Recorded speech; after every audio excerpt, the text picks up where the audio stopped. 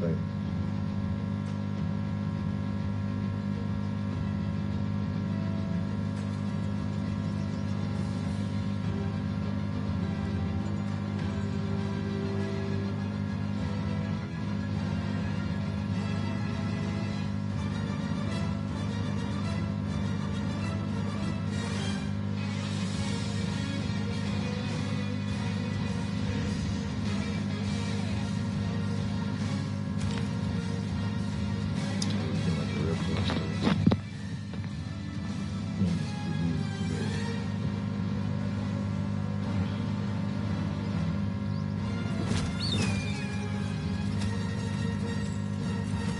Peacemaker. Booyah! Sub-Zero. Pharaoh. Goro. Cage Mansion. Heard about your botched power play, Flub Zero. You dare to insult me? Round 1. Fight. Beat up. Fight. The gravity. Sonic boom. Sonic boom. Torpedo. Eagle Eagle. The gravity. Torpedo. Eagle Eagle. Sonic boom. Activate spikes. Eagle Eagle. It's a gravity.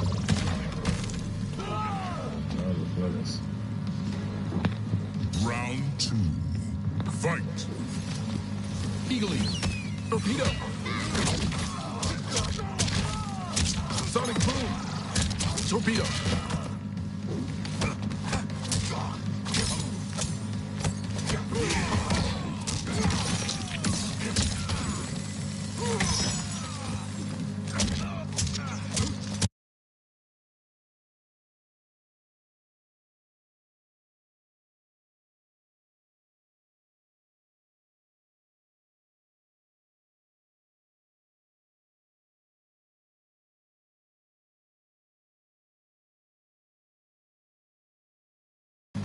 Eagle Eagle.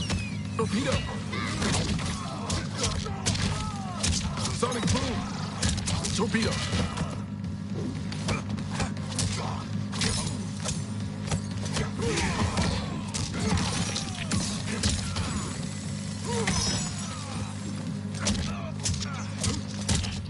Torpedo.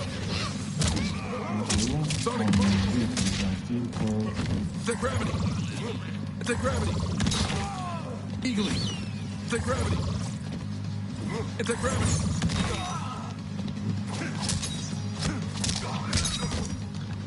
Torpedo. This is what I get when I can reset player. Brutality. All right. That might be overkill. Peacemaker wins. Of course, you win one and you run away now. You don't want to play again. And get the fuck out of my screen. What do you want? You want to start teasing on me? Menu.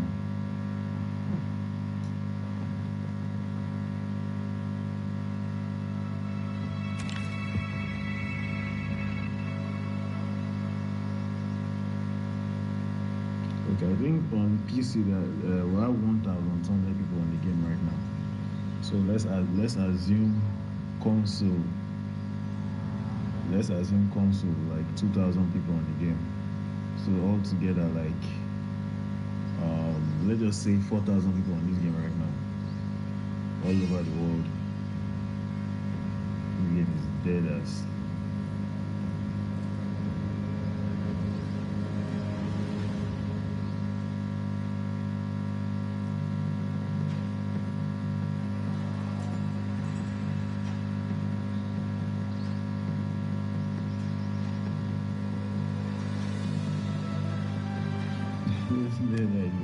Okay, that guy, the peacemaker guy, he just that will not be Sabina. He was just doing anti-gravity and whatnot with the torpedo then call for. Okay, fine. I wanted to go like switch character to like make it better. Just he ran away. Then he started like going up and down on the menu screen. You know that kind of teasing now.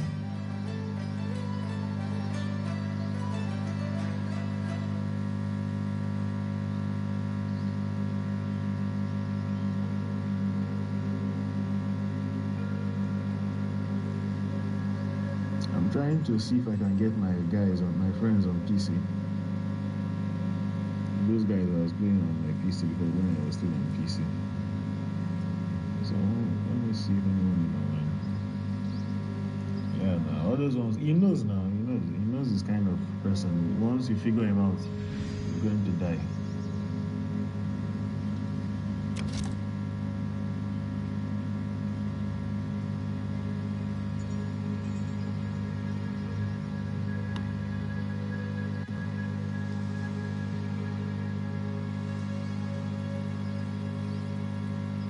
You know, funny thing. I think this game I don't understand how they built it. You know the Sub-Zero cameo. It stops armored wake up, right? You understand? Do you know it does not stop Peacemaker's wake up? Like it still hits you.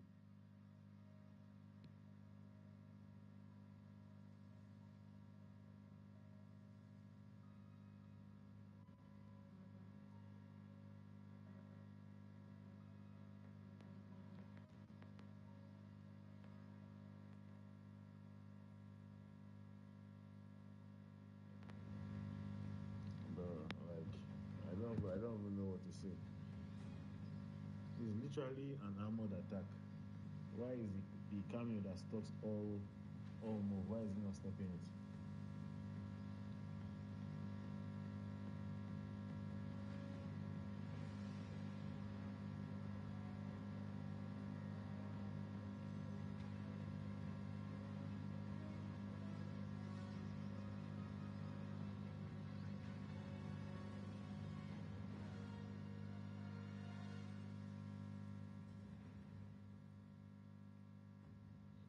I do exactly. I'm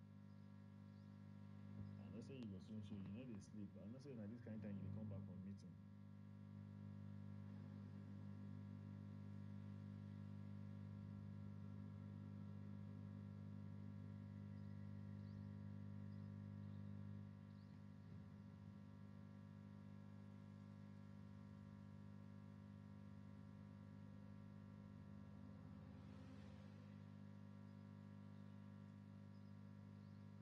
I know now. I just close. Just chef food finish.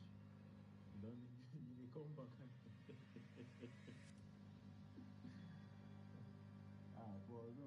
Even Paul, no, at least Paul. Your own sleeping time don't they not be our own again. This kind of time I do the stalk guests for Twitter.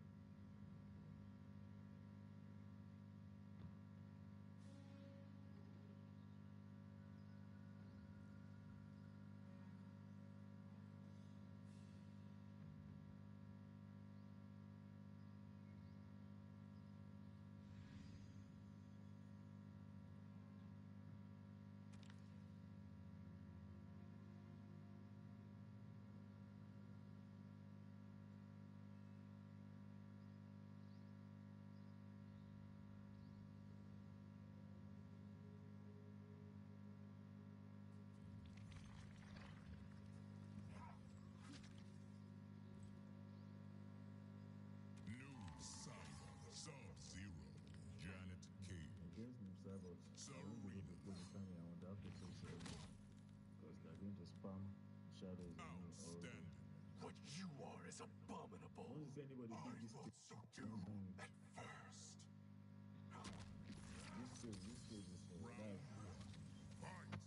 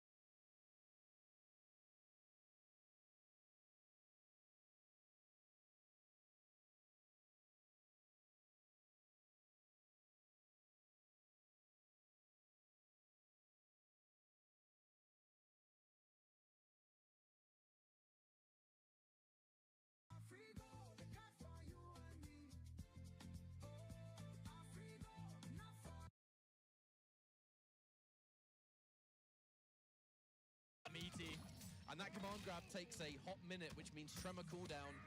Tremor's going to be back by the end of the second grab. Oh, just back. Just enough, but the breaker is there to keep Heisenberg going. Peacemaker, mate, that blow dart's not going to do anything to a Terminator. What are you thinking? What are you thinking? I mean, may as well give it a go. He is trying to punch it. T1. You're better off putting the blow dart onto T1000 and drinking him like a milkshake. What, like a straw? Like a straw. I don't think that's how blow darts work. I mean, I'm not an expert. Yeah. Ooh. Oh, that was a big boy punish. No, the torpedo! Oh, no. That is unfortunate business because now, once again, knockdown frames, mix up, staggers it. Oh, it's going to be low this time. Scorpion Prox is mixing up every time. We're rarely seeing the same option back to back.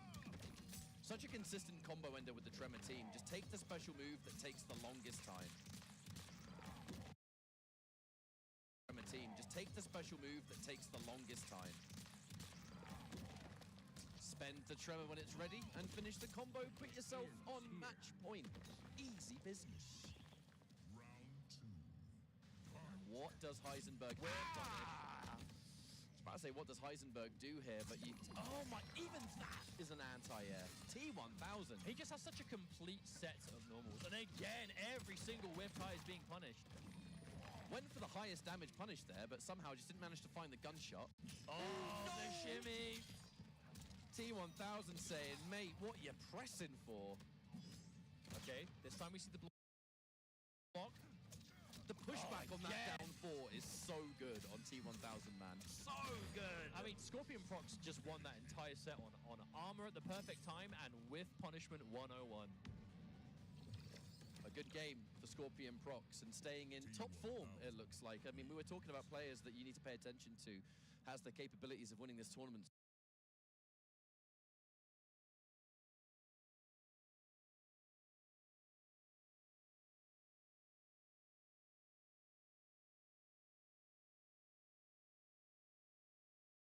Scorpion Prox is another one of those players, and you know, we mentioned this earlier on.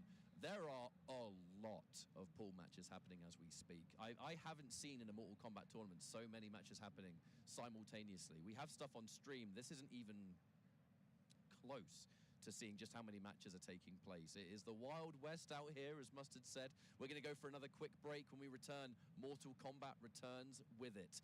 I'm Ketchup, joined by Mustard. See you in a few minutes.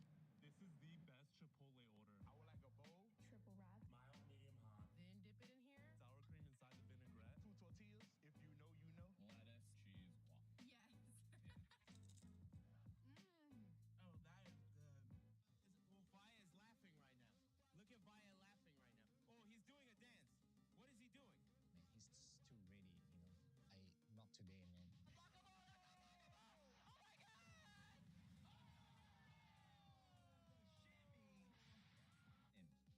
the vinaigrette.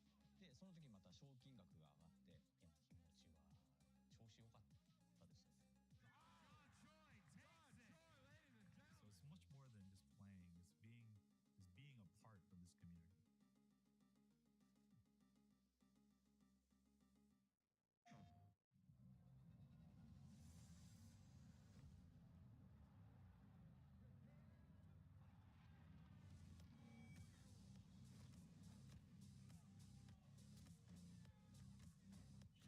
he's doing a dance. What is he doing? Man, he's just too ready, you know. Not today, man. So it's much more than just playing. It's being a part of this community. All right, Jay, you ready for this block? You already know. I feel like we've been killing it lately, and everyone's been loving it, but we gotta let the people know where we're gonna be at. Let's just do the meme real fast. You know, my heart meme, get the engagements and everything like that. Yipes. What's up? You understand me. It's not about the engagement. I'm just always thirsty for a drink, especially for this White Claw Zero Proof. Yeah, but that was corny as hell. But I'll drink to that. Cheers. Cheers. Yeah, I'm thirsty.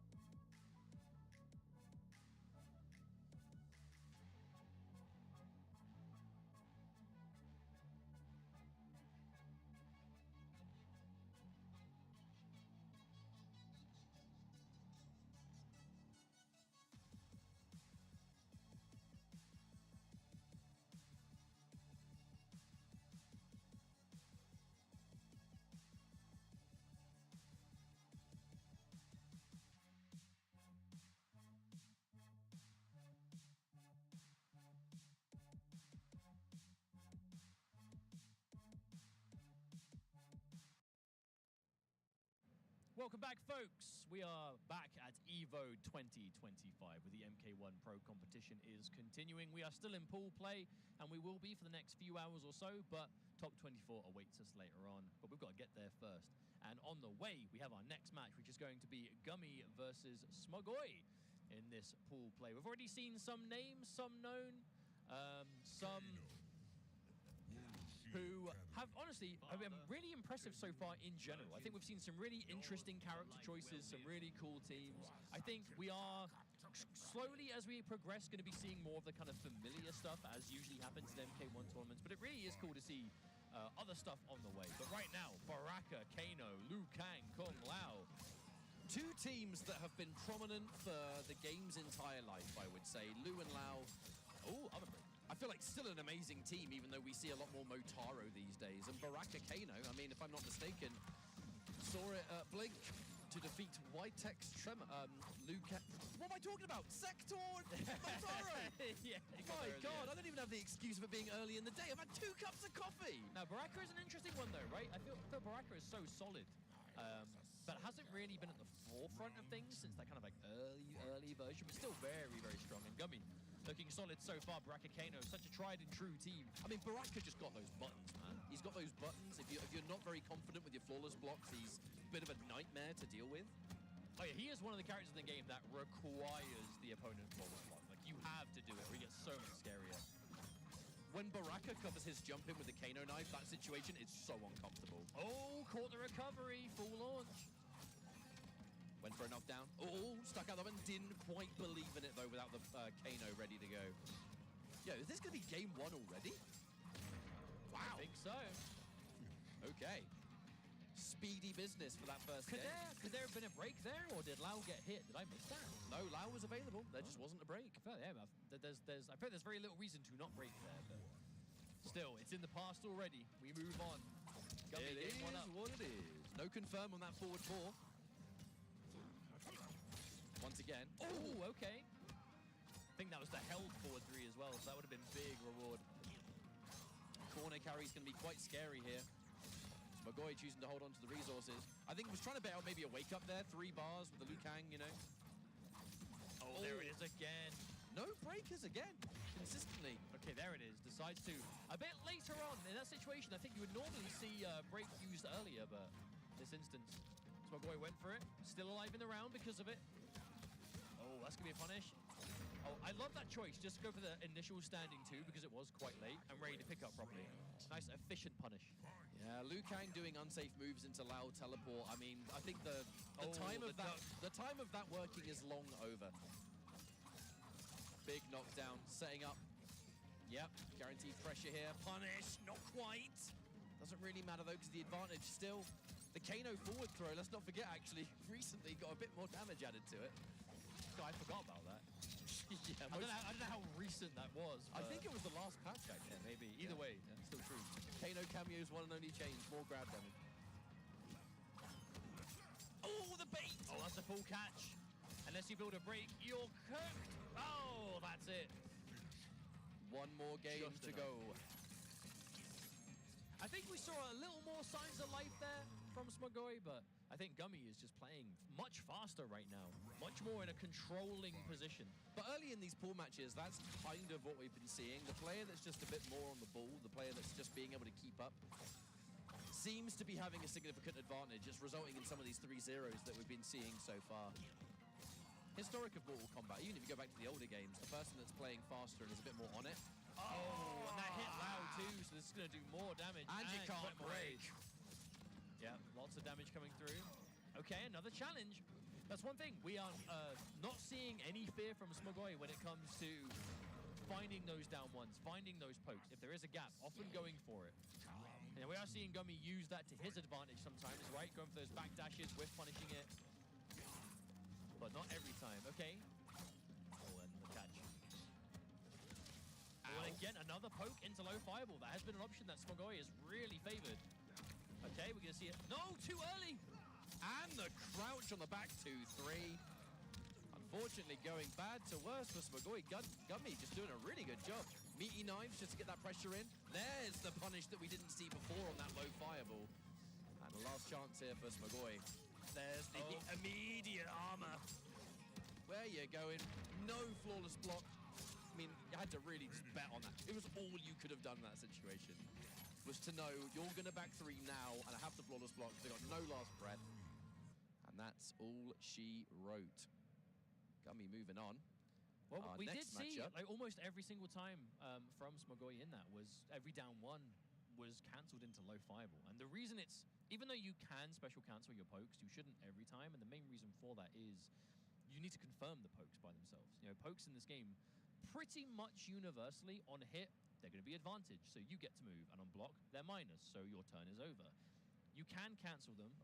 In character like Baraka, we see do so quite often because the mind game of poke into like his launcher, which you can make save. But generally speaking, you want to confirm the poke because on hit you can do something that you want to do, and on block you know play defensively. Be careful. If you're cancelling it into a fireball every time, you'll have a situation where the down 1 can hit, they then block the fireball, and your advantage has now turned into your unsafe, right? You can be punished for free and take full damage because it's not a safe special. And that's what we saw as a threat there time and time again, unfortunately. But our next match is already setting up. It is going to be Nicholas, so the other twin from Chile, versus Deliriums from the USA. I think that's Deliriums.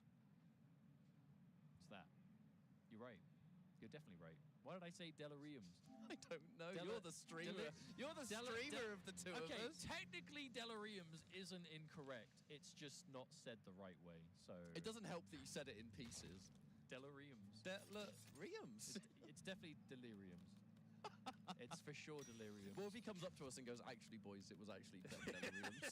Sorry, yeah, it was Deliriums. He had it right the first time. Why do I even bother, dude? What am I doing? Check out Mr. Commentator over here. Hey, man, it's written in text. I do my best. It is. That's all we can ever ask of anyone, is their best. Lucky me, I've got a very passive-aggressive, sarcastic co-commentator to correct me on literally every mistake. That is literally you commentating, though. Yeah, Anyone that knows I know. us in chat will agree that you are often worse for that. Yeah, that's fine. Justice. Now, Nicholas, who has, I think in MK1, fair to say, has been slightly more successful than Scorpion Prox. It was flipped in MK11. Scorpion Prox was the one that kind of just got that next level above in terms of, like, you know, the difference between first and second. Nicholas has been the opposite end of that in MK1. We saw that from Combo Breaker. We saw Final Combat. We've seen Nicholas be as high caliber as you can be. Going into this tournament, you know there's going to be the motivation to take that first place regardless. Well, again, yeah, like if you're like an EVO finalist in years past, and maybe perhaps even a year ago, it's like you want that first. You got so close. Now, I'm going to assume... I mean, it could be button check, maybe, I don't know. But if it's not, this would be interesting, because Baraka Tremor, a very... I'll say it, a really cool team. I really think this team is so sick. It really fits Baraka perfectly. This don't look like a button check to me. Now, Baraka Tremor, in my opinion, the best team for Baraka at the moment. I know that you don't quite have the Kano knives into advance, which we saw Scorpion Prox use that at Blink, if I'm not mistaken, for the zoning matchup. But damage, throw combos, the counter poke game, which is just more alive than ever, the extra health. I mean, how do you go wrong with this team?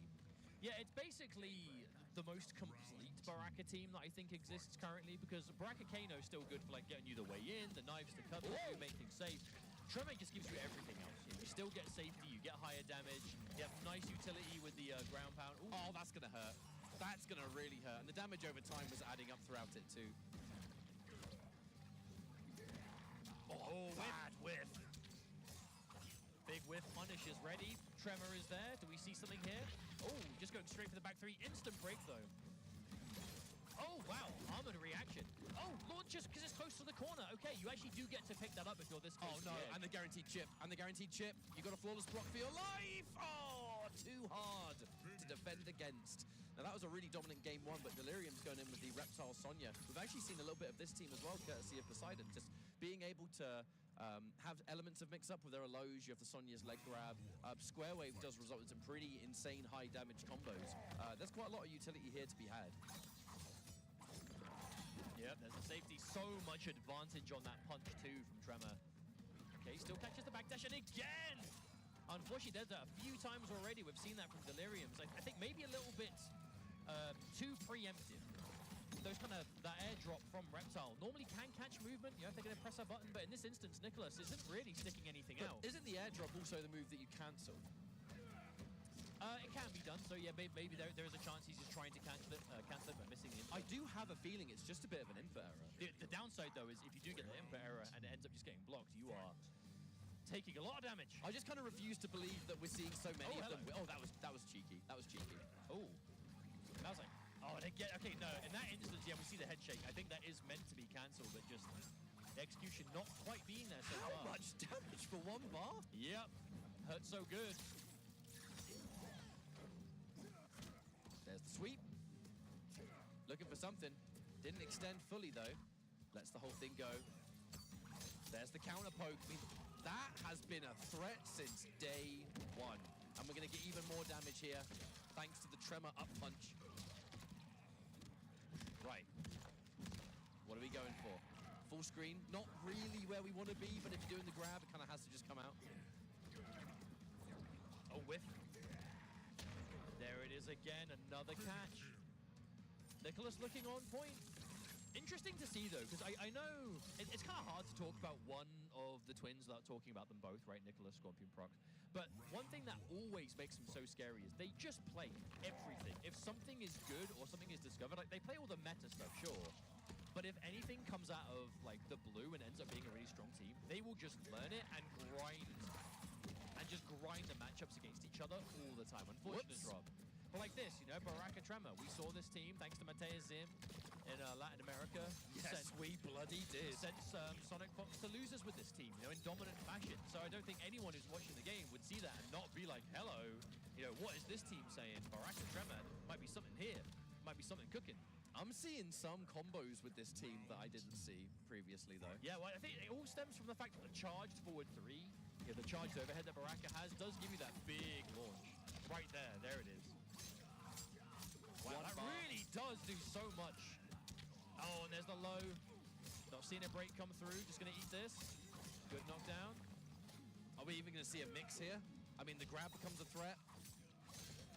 Still no break from Deliriums, holding onto this bar. All right, no chance for a break now. That was your last opportunity. Yeah, trying to We are threaten that raw reacting grab. to that. Holy moly.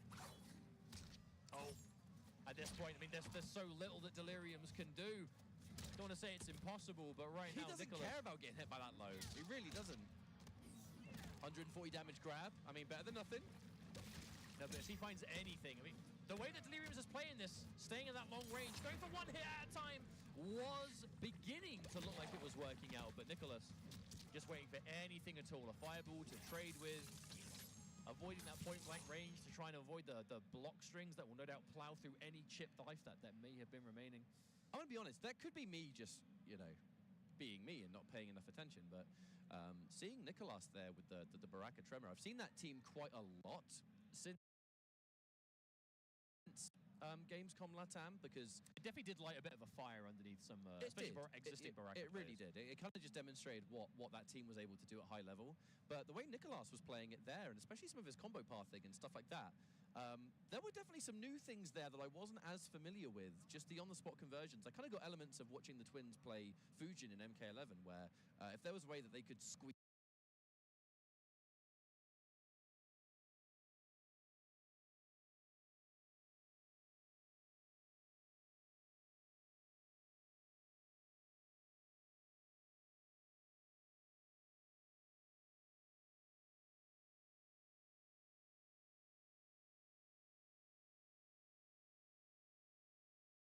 the Twins play Fujin in MK11, where if there was way that they could squeeze out elements of damage, they would. And I kind of think we saw that with that team. Is this going to be a character that maybe Nicolas is going to be playing quite a lot of this Maybe. tournament? I mean, maybe. both of them together, the twins, they are not ones to play something unless they have like a lot of faith in it, or if they're looking to just kind of experiment, try things out, see if they can work. Because it makes them hard to prepare for. You know, the more characters a player at that level can use, the harder it is to prepare for them. Because if you're trying to learn matchups, you'll be looking at your path and see who potentially you could play if matchups go a certain way, and you'll be, oh, I've got this player, they play this character. Going to lab that character, going to learn from try and ask people you know who play the character for games, the usual way that everyone's done so for years. But if the person you're against plays like half the roster, how do you do that? Unless you just feel like there isn't a single thing in the game that you're not sure about. But a game like this, where it's not just the main character, it's the cameo too, and the cameo makes so much difference, I think it's harder to prepare than ever before for a lot of these players. Now we're going from one South American player to another, because we are deep in the pool you are just about to see on stream. It's going to be Nova Elite versus Snakedoe. So Snakedoe has been really making a name for himself over this year's pro competition. Lots of havoc. But I will say, one of those players who isn't necessarily playing for just that first place needs points. Snakedoe has done moderately well in a handful of events so far, but not well enough to put him in a real safe spot on the leaderboard where he can like sit, breathe easy, sit pretty. He needs as many points as he can get. And as this is a demigod level event in the pro competition, there are a significant amount of points up for grabs compared to usual. So a player like Snakedoe, he just needs to place as high as he can. Because top 8, you get a lot of points for that. And I'm sure someone like Tento, I'm looking at you, has done the math on exactly how many points different players need and who. But trust me, it gets complicated. The short of it is, get as many as you can. And you know that's what Snakedoe is looking for. But if you can make it through pools on winner's side, that does let you breathe somewhat of a sigh of relief, but not for too long, because we are going through these games today. We are going to have our top 8 decided within the next like 4 hours or so. There is 6 hours. Is so mad. There is 6 hours of total MK1 today, and by the end of it, we will know who our top 8 is. Because top 8, 10 a.m. tomorrow, Las Vegas time. So we are going to be getting through it, and in quick fashion. So don't go anywhere. You're going to be missing the action if you do. But yeah, Snakedoe, we've been talking about long button checks. I think this guy has the longest button checks in the community, so you'll probably get to chat to us for a few minutes longer. Why do mans have so many button checks that take so long? Well, I actually felt really bad for him, because Snakedoe, not to focus on the unfortunate. You are correct, though. Has those really long button checks, because I assume maybe a cable or controller, something he's used to that being an issue, I suppose. Hopefully changed after CEO. Exactly. Second place at CEO, and even though obviously not taking anything away from Kale, because online Kale is so good and really deserved that win, did lose the ultimate final round due to a controller. It was a controller issue. I think it was accidentally hit pause or the home button or whatever. Could even have been a cable disconnect. came out, whatever it was. But ultimately, because of that point in the tournament, obviously it says definitively which player their controller is responsible for it. That was how the tournament ended up going for him. So hopefully we see nothing. Fingers crossed, right? Touch wood. I don't know if this desk is made out of wood. You know what I mean? Just hopefully we don't see anything like that this time. Because he's such a strong player as Snakedoe. And like we said before, really needs as many points as possible that he could secure in this tournament. And that would be just the worst possible way for it to go for him. So hopefully that doesn't happen. Well, I think while we sort of get this match set up, just like to sort of thank everyone for joining us so far. It's depending on where you are in the world, you've either stayed up really late to watch this or you've been up nice and early. We started this stream here at 10 a.m., which, like we said, that may not be early for some, but for these crazy gamers here at Evo that were traveling in yesterday and everything else, you have to hope that everyone got enough rest. There are so many elements at play that I think don't get discussed or talked about at these kind of shows, especially one like Evo. Many people traveled in yesterday. Some of them got in last night. Some of these players you might not have as much time to prepare for as you want, but you do your best. And I always find that something that has to really be appreciated and respected for these players. They give it their all regardless of how tired they are or Okay, whatever one else. thing. We saw the fist bump. This might not be a button check. And we saw Havoc Darius. Wait, is this real? Is this real? Yeah, it is. Okay. This is real? Oh, yes. I've only ever seen Anas Bananas play this team. But he did say it was cheap. This is a team I've seen a few Havocs experiment with. I've seen Wise play this. I've seen Anas play it. You get some real interesting stuff with Darius, like big damage extensions, mix-up options, just more reward, right? More bang for your buck. You may be forgiven for not even realizing this because Darius is not a common cameo. He's one of my personal favorites. In the recent patch, or the latest patch, I should say, 100 health granted, so Havoc becomes a 1200 health character, and better cooldowns on the extensions. So there's a lot more utility at play here. Oh, okay. Take the meter. I love that. Yeah. So if you go for that ender, yeah, you end up taking the bar. That's the meter drain. That was really cool, actually. And then again, this cooldown, compared to what it used to be, much faster. The backwards ender gives you a bar of cameo back. The forward ender, the double Dagon kicks, straight up, flat takes a bar of the opponent's meter. It's so good. Are we going to spend him? There it is. Really smart timing on that. Take too. the And meter again. More meter drain. Oh, baby! Ooh. And only just built the bar back, and at this point, one mix-up is still going to take it. Oh my god. That Darius. I was about to say, it's the flawless block, but too far to punish. Oh, okay. I love that choice. No more meter, no last breath. I respect Nova Elite being so ready for that spin because that's the mind of a Darius player. You see that cameo, there's no last breath. Oh, that spin is so good. Well, we have talked about Snake Dough at length and haven't said much at all about... oh, hello. Interesting answer. I like that. Oh, I love that choice. Yeah, Nova Elite playing the Scorpion Janet. Such a cool team, this. It really does take Scorpion and make him so much more aggressive, which kind of puts you more in that kind of classic Scorpion style. However, clobbered by that back two as we see another confirm come through. Good ender. Oh, cheeky mix-ups. Low overhead low, my friends. Just because you don't have the full Darius, you're not going to have that roundhouse, does not mean you're out of options. Well, that's a cool method of Oki, though, for Havoc, because so many of his enders give him that, like, big advantage, like, a lot of time to decide what it wants to do. So you can set up Darius off of those situations. And a lot of those instances, right, he does the overhead or the low, you go for your option. Oh! Nice! And expected some kind of grab. There's the turnaround from Nova Elite. Gonna get respectable damage. Doesn't quite get the finish. You are losing a lot of plus ranges there. But manages to immediately salvage it. We see a big hit confirm. Nice damage coming through. Okay, double side switch. I love that. Good damage too. Close to 400 on that. He is gonna play that nice. ranged game. Does not want Havoc to get in dangerous distance. Because that's not just Havoc now. That's gonna be the Darius. You get hit, Darius is gonna party hard. Oh, I love that delayed mid, right? I love that delay, just catching out Snake Dough. Normally if you delay off that, it's because you're waiting for the hit stun to end so you can threaten a grab, but this time, make it look like you're going for a grab maybe. Go for that mid and boom, big catch. Okay. Cheeky down ones. Ouch! And mix. That is really rough. That is like a double low string from Havoc with that overhead behind. And you can dynamically change it, right? You can do that Darius overhead whenever you want. And you can make Darius go low if you want. Oh my goodness. Counter poke. Check the meter. Drain. Oh my goodness. Again. That meter drain is so devastating for this gun. Is it plus frames?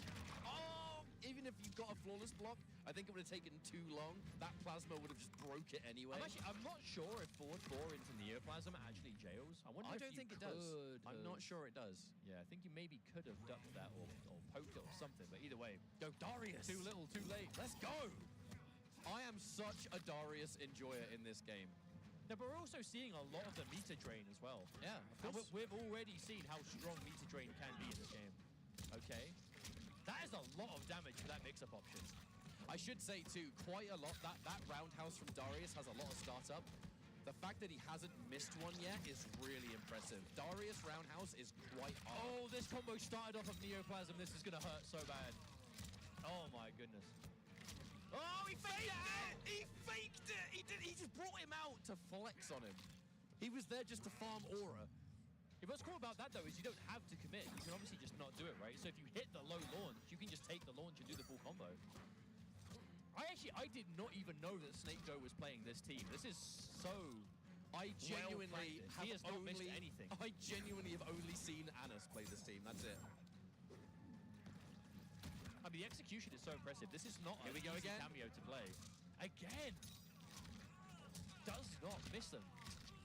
And the danger of Darius here, especially with Havoc, is all you need is one of the cameo gauges. There you go. The second you've got one cameo gauge, doesn't matter. Like, you can then establish setup after setup after setup. Oof. Doesn't call in Darius there. Wants to prioritize it for close range only. The scary thing, though, is a lot of what Havoc's doing with this team doesn't... A lot of what Havoc's doing with this team does not cost meter. No. So even though he's down on it right now, it doesn't really matter much. Okay, I love that choice. No, instant armor. Oh, and again! But he can't break because Janet's on the screen. That might be it. Oh, and he does the overhead kick just for the style points. Just for the style points. Yo, Havoc, Darius, though. No, that could have been a really good opening for Nova Elite. You know, got the advantage. Janet was on the screen, but as soon as Janet is there, immediate reaction from Snake Doge. Just go, hell no, armor. And because Janet is still out, dude, can't break. That team is cheap. That was cool. No, that was put to good use. I think that is a great example as to why that could be good, and not a huge surprise. I know Havoc is so good and he has so much cameo versatility, but another one to add to the pile as Snake Doe moves on in his winners bracket. But it is that time once again. We're going to go to a very short ad break. We'll see you in a few minutes' time. Don't go anywhere, because MK1 at EVO will continue in a few minutes. New Chipotle Honey Chicken brings a hint of pure honey and seared smoked peppers with fresh chicken hot off the grill for Chipotle heat with a touch of sweet and a perfectly balanced sauce. Chipotle Honey Chicken takes heat and sweet to a whole new level. I make it pop like bubblegum. I'm hot now, wait till the summer come. Shake some.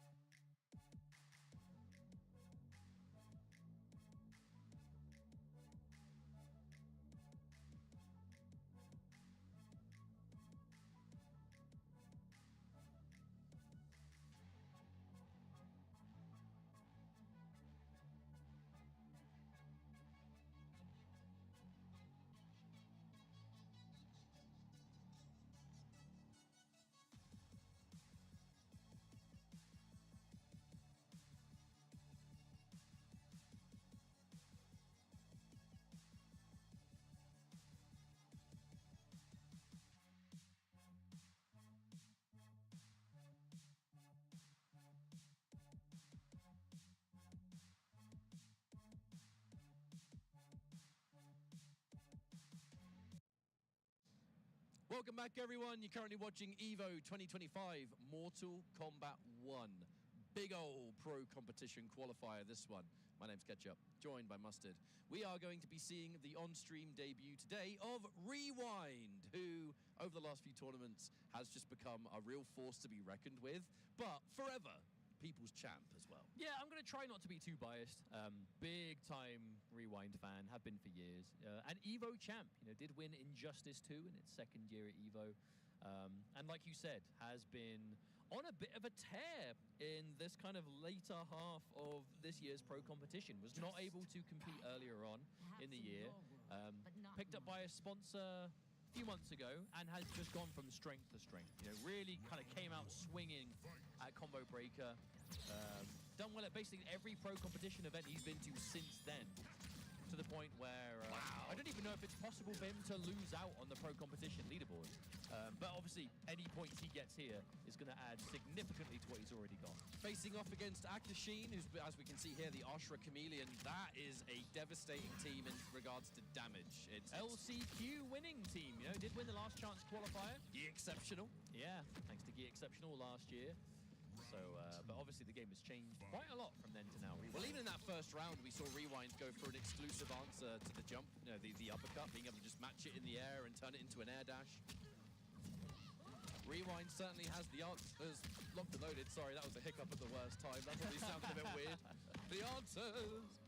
No, you're good. Homelander, I thought you were dead. But no, this is the first time we've seen Homelander on the stream today. Ow. Guarantee you it will not be the last.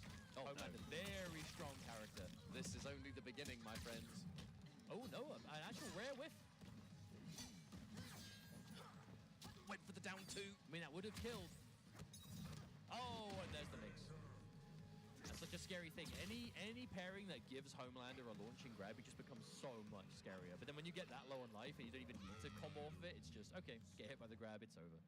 But a good game one. And I'm not surprised to see Rewind kind of go with the Homelander here. He is so historically good with those characters who really just get in your head, right? The characters who are built off of like good built-in mix-up options, usually quite explosive, which is why we see him playing, right? A lot of the Reiko, a lot of the Homelander now, and also big damage. We've seen oh, hello, is this General Shao Sonya? Yeah, I can't recall the last time I saw Shao and Sonya, to be honest, but I'm sure there's going to be some reason to it. I guess we'll see. An opportunity to maybe have a little bit more ranged presence thanks to the ring, but I do fear that the eye laser might make that difficult. Either way, Rewind once again scoring that first blood, bringing Akashine into the corner, where we are going to start going into float pressure.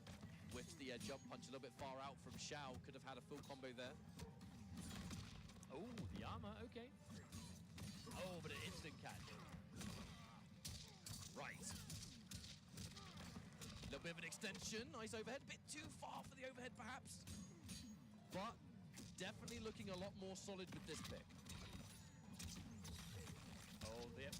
That mid-screen extension does so much damage. That is disgusting damage and horrifically optimal. Rewind taking that first round. Importantly, though, pushing Akashine back against the wall. Yeah, so far we're seeing kind of classic Rewind. Struggling with quite a few of these overheads. Wow! So much advantage on that overhead by itself. I feel like Akashine even did wait before going for something off of it, but still didn't wait enough. And again, another huge damage combo. Rewind has those combos on deck. And letting Akashine know, I'm not afraid to make that wake-up attack completely whiff. I feel like just making that down 4 to force the whiff of the wake-up there, that's going to change the dynamics so much. Akashine is not going to be comfortable getting knocked down from this point on. Dominant game 2. But also a character we've seen Rewind himself play, albeit not for quite some time, but early on we did see quite a lot of General Shao from Rewind. So if the character does have those matchup options, right? Like that armor launch potential being so scary, but it is a high, so you can get underneath it. He's gonna know, and he's gonna understand how to safely go for it. Do we think Akashine is even gonna try going for a wake-up after that? I guess that remains to be seen. Well, at the end of the day, you're still in, you're still facing down Homelander Vera, so just because it can be beat doesn't mean it will never work. It's just will Rewind be scouting for it every time.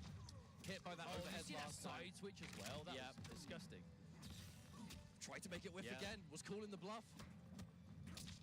Oh, tried to uplock there from Akashin. Akashin trying to make these big defensive plays, but hasn't worked out just yet. Oh, another pickup.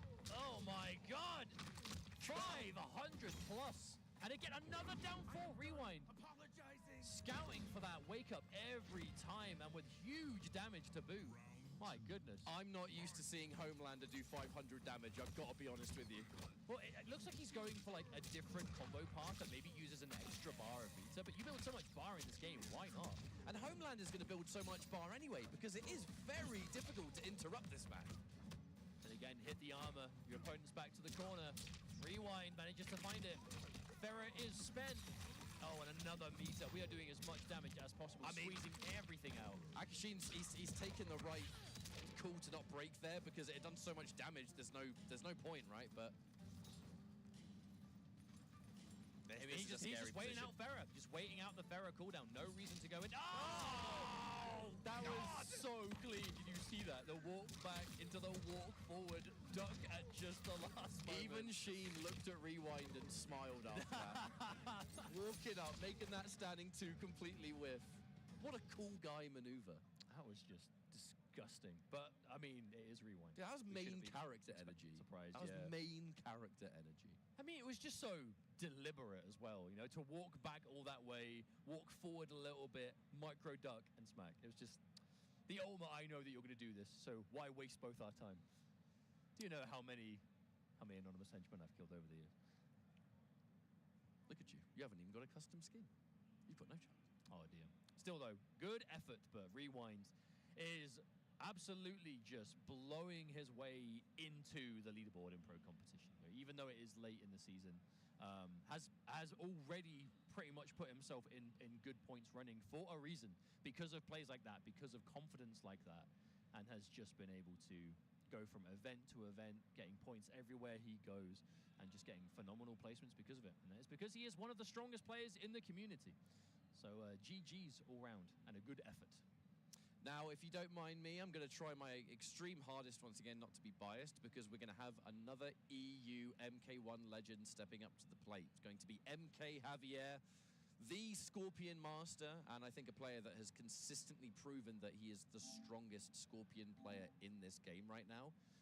I say right now, of all time, when it comes to MK1. He's got the highest accolades. He's done the best in tournament. I feel like statistically has just been the most consistent Scorpion in the game so far. You know, there are a number of strong Scorpion players out there, make no mistake, but Javier is just, he's going to the offlines. He made Final Combat last year. He got top 6 at EVO last year. You know, he really has been consistently performing when the chips are down, when it matters. That being said, has not had as successful of a year in this pro competition. He's been to the events. Still has a chance. There, that's the thing. There are still possibilities for him to qualify, but this EVO really is kind of make or break for Javier, and he knows it too. I think this is his only chance to still make it on points, is to do. I think he has to get like, I know he needs top 8. I don't know the exact placements, but I'm fairly sure Javier at least needs to get top 8 in order to be in a chance to make it on point. Here as well, top 8, needing to get top 8 here is so scary. But he also has to look at the players who are like around him, right? Like the Dialogues, the Snake Does, the Gurr, you know, like these are players who are very scary in bracket. Obviously, he is one of them too, and in his way is Sir Cocoa Butter from the USA, who, again, I'm fairly sure we saw on stream last year and had a very respectable showing, so this could actually be quite a good match. And you have to remember, I don't know if we've mentioned it yet, folks, but we are doing every single pool simultaneously. If you have a look at the start GG, every single pool has begun and is making progress. You know, like I said, we have 6 hours of MK1 today, and by the end of that 6 hours, our top 8 will be decided. So all the pools are running in tandem alongside each other, which means obviously a lot of those pool matches we aren't going to get to see, but there are so many of these strong players who are already just duking it out to try and get towards that top 24 round 2 pools. But yeah, we have plenty to get through as yet. Javier being one of those players that was kind of dabbling with Scorpion Tremor in the past, but I I feel like recently has added it to the permanent mix alongside the Ferrer. The matchup will dictate whether we go for just a bit more reservations. The Tremor allows you to play a little bit slower. You can play around your death spin into Tremor up punch and all that good stuff. Whereas the Ferrer allows you to be a bit more explosive and mix up heavy. A lot harder to do that against Ashra and her armor. Oh, for real. One of the strongest things I think will always keep Ashra relevant in the game is just one of the best reversals you could ever ask for. Absolutely. But in this instance, you're not really looking for gaps. You're just anything on block into Tremor, keeping it safe, do that chip, force the flawless blocks, and obviously on hit, pretty scary damage can come through. Okay. But forward 2 going to be such an important part of this matchup. What a crispy anti-air. Gorgeous anti-air. Yeah, I definitely remember seeing Sir Cocoa Butter play last year, I think it was at EVO, and it was really, really solid showing. So definitely expecting quite a good match here. Ooh, instant chase down. Instant 1-2, and he still had time to get his forward 3 out there too. Good stuff. Cleared by the grab.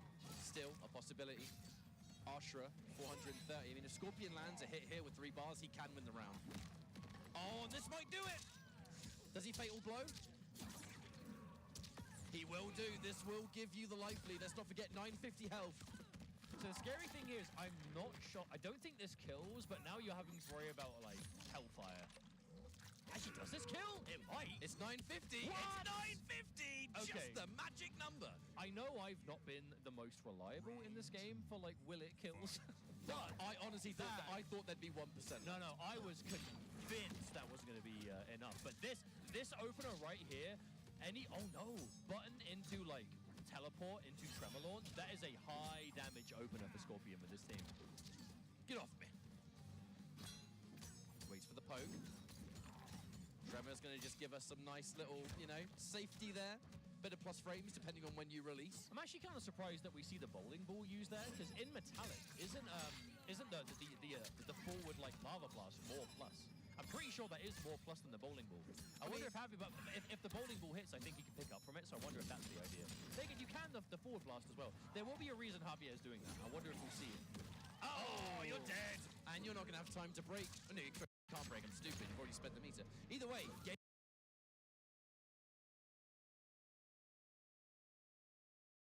game number 1, Javier. But it was not free for Javier. This could definitely be a pretty competitive set. Was significantly more comfortable in round 2, though. We saw extra use of the back 3 that time. I think he was getting kind of out footsied in the first round, but just opting to go for his kind of longer reach. Well, it'll be scary, though, because back 3 will catch.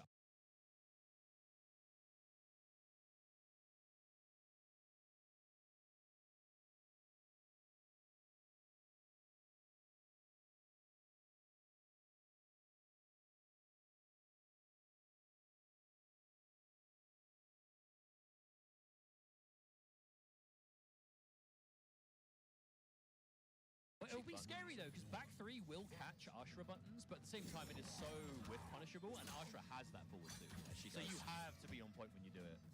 Then again, we're going to be seeing, meterless confirmed. Still not afraid to enforce that back 3, even without Tremor, which I think is going to create such a mind game in the neutral. I mean, that was practically 300 damage just for catching it for no bar. Not bad. Ooh, nice pickup. That wasn't even a counter poke. I think just was not expecting it to come out on hits, and it did. Plus frames. Oh, that's cute. That's cute. Melina's disguise grab there. It does very little damage, but is the most plus on hit grab in the game. Oh, you cheeky man. Okay, that is pretty rude. Point blank fire. No, I see the Tremor behind it. I see the reasoning for it, though, because if you've seen the combos, Scorpion button into Hellfire into up punch gives him like 500 damage consistent. It's so scary. Tremor again, this time ground pound. Still not afraid to anti-air. Good block. Oh, that's gonna be that's bad. Unbreakable even if there was a chance. But I think we just want to guarantee it instead. A little bit left to go. Meaty with it. I'm so used to seeing the down 2 and being like unbreakable even without it, but either way, I think it's just nice and consistent answer. Well, I almost wonder if Javier was just, for the moment, wasn't like super sure on the meter. Yeah, screw it, let's do it. Because I feel like break there wasn't a threat, but at the same time, it still ended the round anyway. So. Double standing forward, this is going to hurt. Are we spending it? Yes, we are. Oh! Ah! Good lord! That's so much damage. Yes, it is. Oh, the double trades. trades. And then on the third time, they both chose to back off. A mutual respect. Javier. Yeah, that back three has kind of become the magic button in this matchup, and they're still manages to catch that forward two. I don't think that was a full punish, but... No, I don't think Cocoa Butter was... I don't think he was fully confident it would. That's why he didn't commit. Oh, it whiffed. Bit too far away with that up punch. Here's an opportunity for Cocoa Butter. Defense from Javier. He's content just sort of sitting here blocking. Bit of hesitation there, caught by the sweep. Uh-oh. Death spin. Nice challenge. Hits Tremor 2. Okay. Some advantage. Oh! Javier pressing after that fireball on block. Very brave. Oh! Full distance. Couldn't get anything more off it, though. I mean, slowly but surely, Cocoa Butter is bringing this back. No, a little bit too late. 10 seconds on the clock. Oh, again, that could have been huge. If that was... No, again. Oh, the big dunk! Oh, my lord! Oh, wait, yeah. Javier didn't realize it was already... What is going on today? Although that was Javier, I think, not realizing there'd only been 2 games. That's true. I mean, that was actually very close to being a comeback for Cocoa Butter. It wasn't via, like, huge hits. It was, like, little things here and there. Like an overhead here, a forward 2 there, fireball, wherever. I like that from Javier. He did the teleport, but was expecting a down 1 because he probably wanted to punish it with his own. Just to get some pressure. Overhead. Looking to stay nice and safe there. Cocoa Butter, I mean, hasn't been playing bad by any stretch. I just think that Javier We is... definitely could have seen that comeback. There was a forward 2 that hit at the end of the last round that, if it just happened to have been forward 2 fatal blow, actually would have killed. But that obviously would have required just dedicating to forward 2 fatal blow, which not too surprised we didn't see. A huge risk to take at this level of play. Bit too early on the grab, so it's going to be just a cameo shove. Tried to get the anti-air standing 1, no one home after a jump kick. Oh, interrupt. Couldn't get anything more, though. That was a dash-up standing 1 as well from Javier. That was pretty bold. Oh, wow.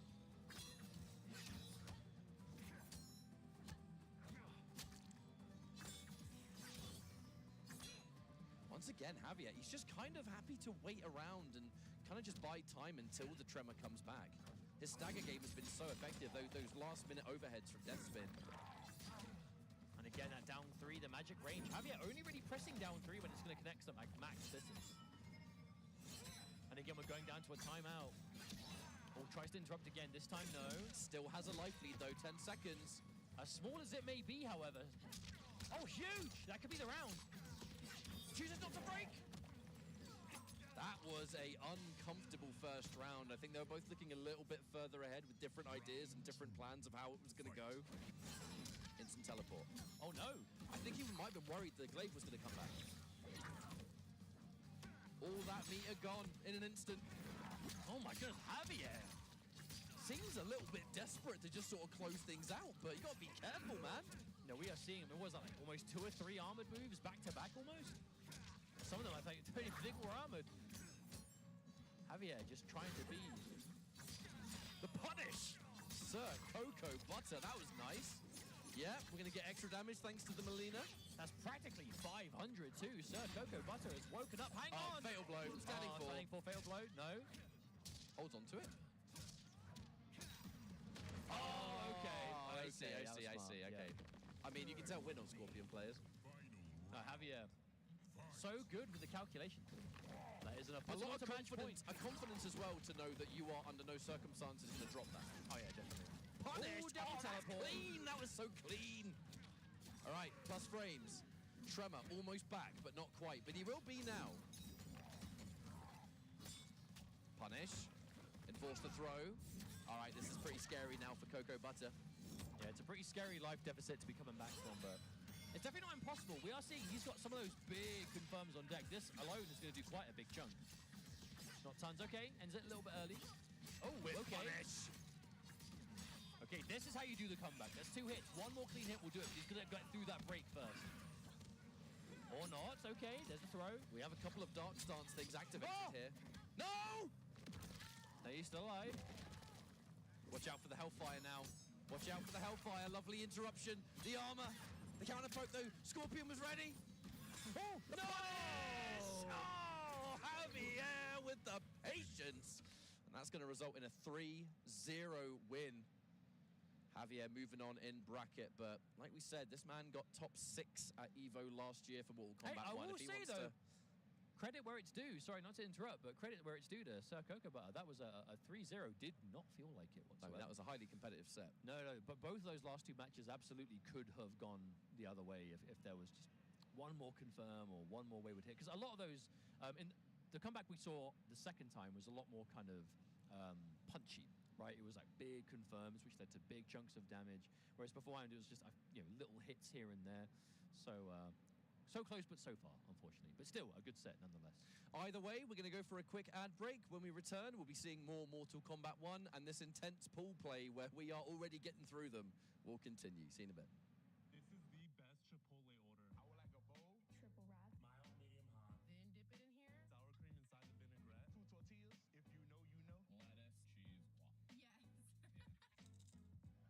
cream inside the vinaigrette. 2 tortillas,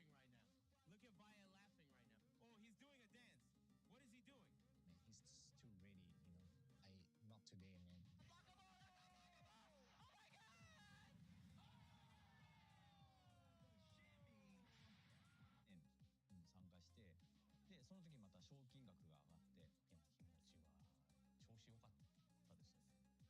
Man, he's too ready, not today, man. So it's much more than just playing.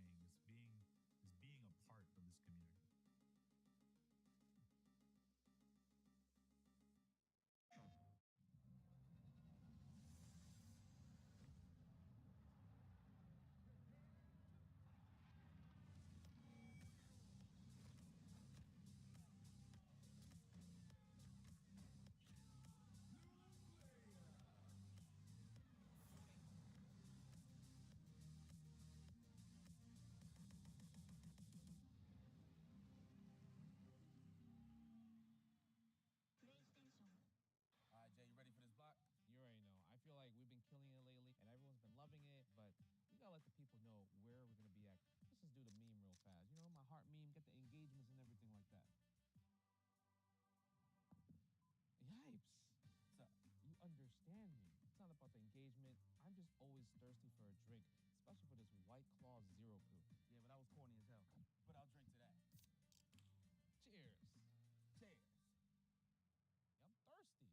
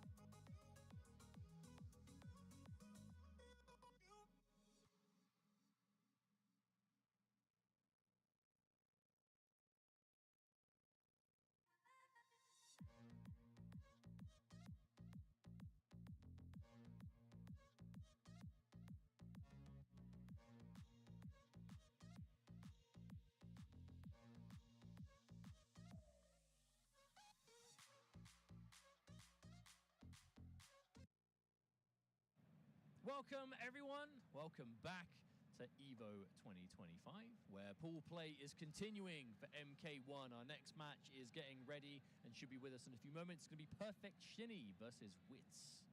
So, character-wise, I think we kind of know to expect Raiden and Melina here. Perfect Shinny has been Melina main since day one of the game. Wits, I think one of the few remaining competitive Raiden players in the scene. I mean, Raiden was, I think, a character that has had a weird journey because depending on the cameo, was really, really strong at a time, but when those cameos get adjusted, he kind of dropped off. I think we saw that with Raiden Cyrax at the beginning, and then Raiden Kano. You know, he's a bit like Baraka in that respect, to be honest. They've had a very similar kind of journey. They had similar play styles and pairings early on, but I feel like whereas Baraka still gets played here and there, Raiden's largely disappeared. But Raiden Sector has always been good. But Wits is a long-standing believer in this character. You know, is very active in the online tournament space, is a very solid player. I hope you're ready for homing missile into back two, because I am. Oh, absolutely. But this is just a really clean pairing. Ooh, hello.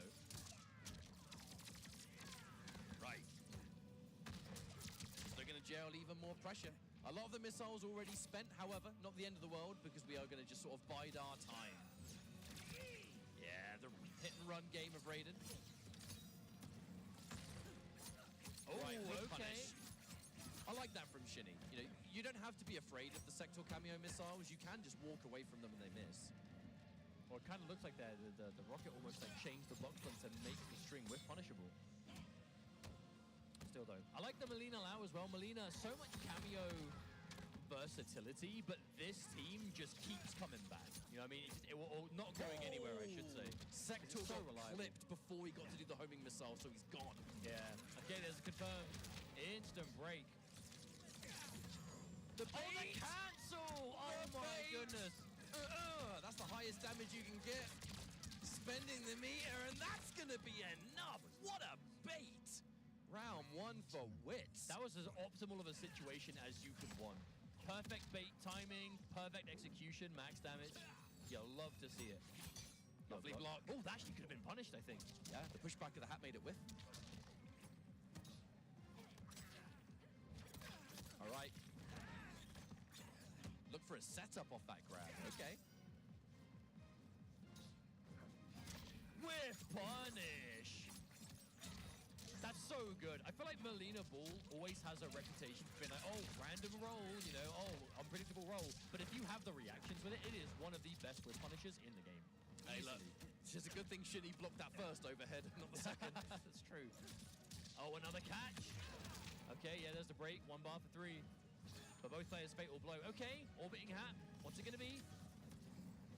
I love the choice from Wits to back up. Look how long that lasts. Look for the whip punish, but actually got hit by the 1-2. That's unfortunate. Shinny had the right idea, but all right, there's the confirm.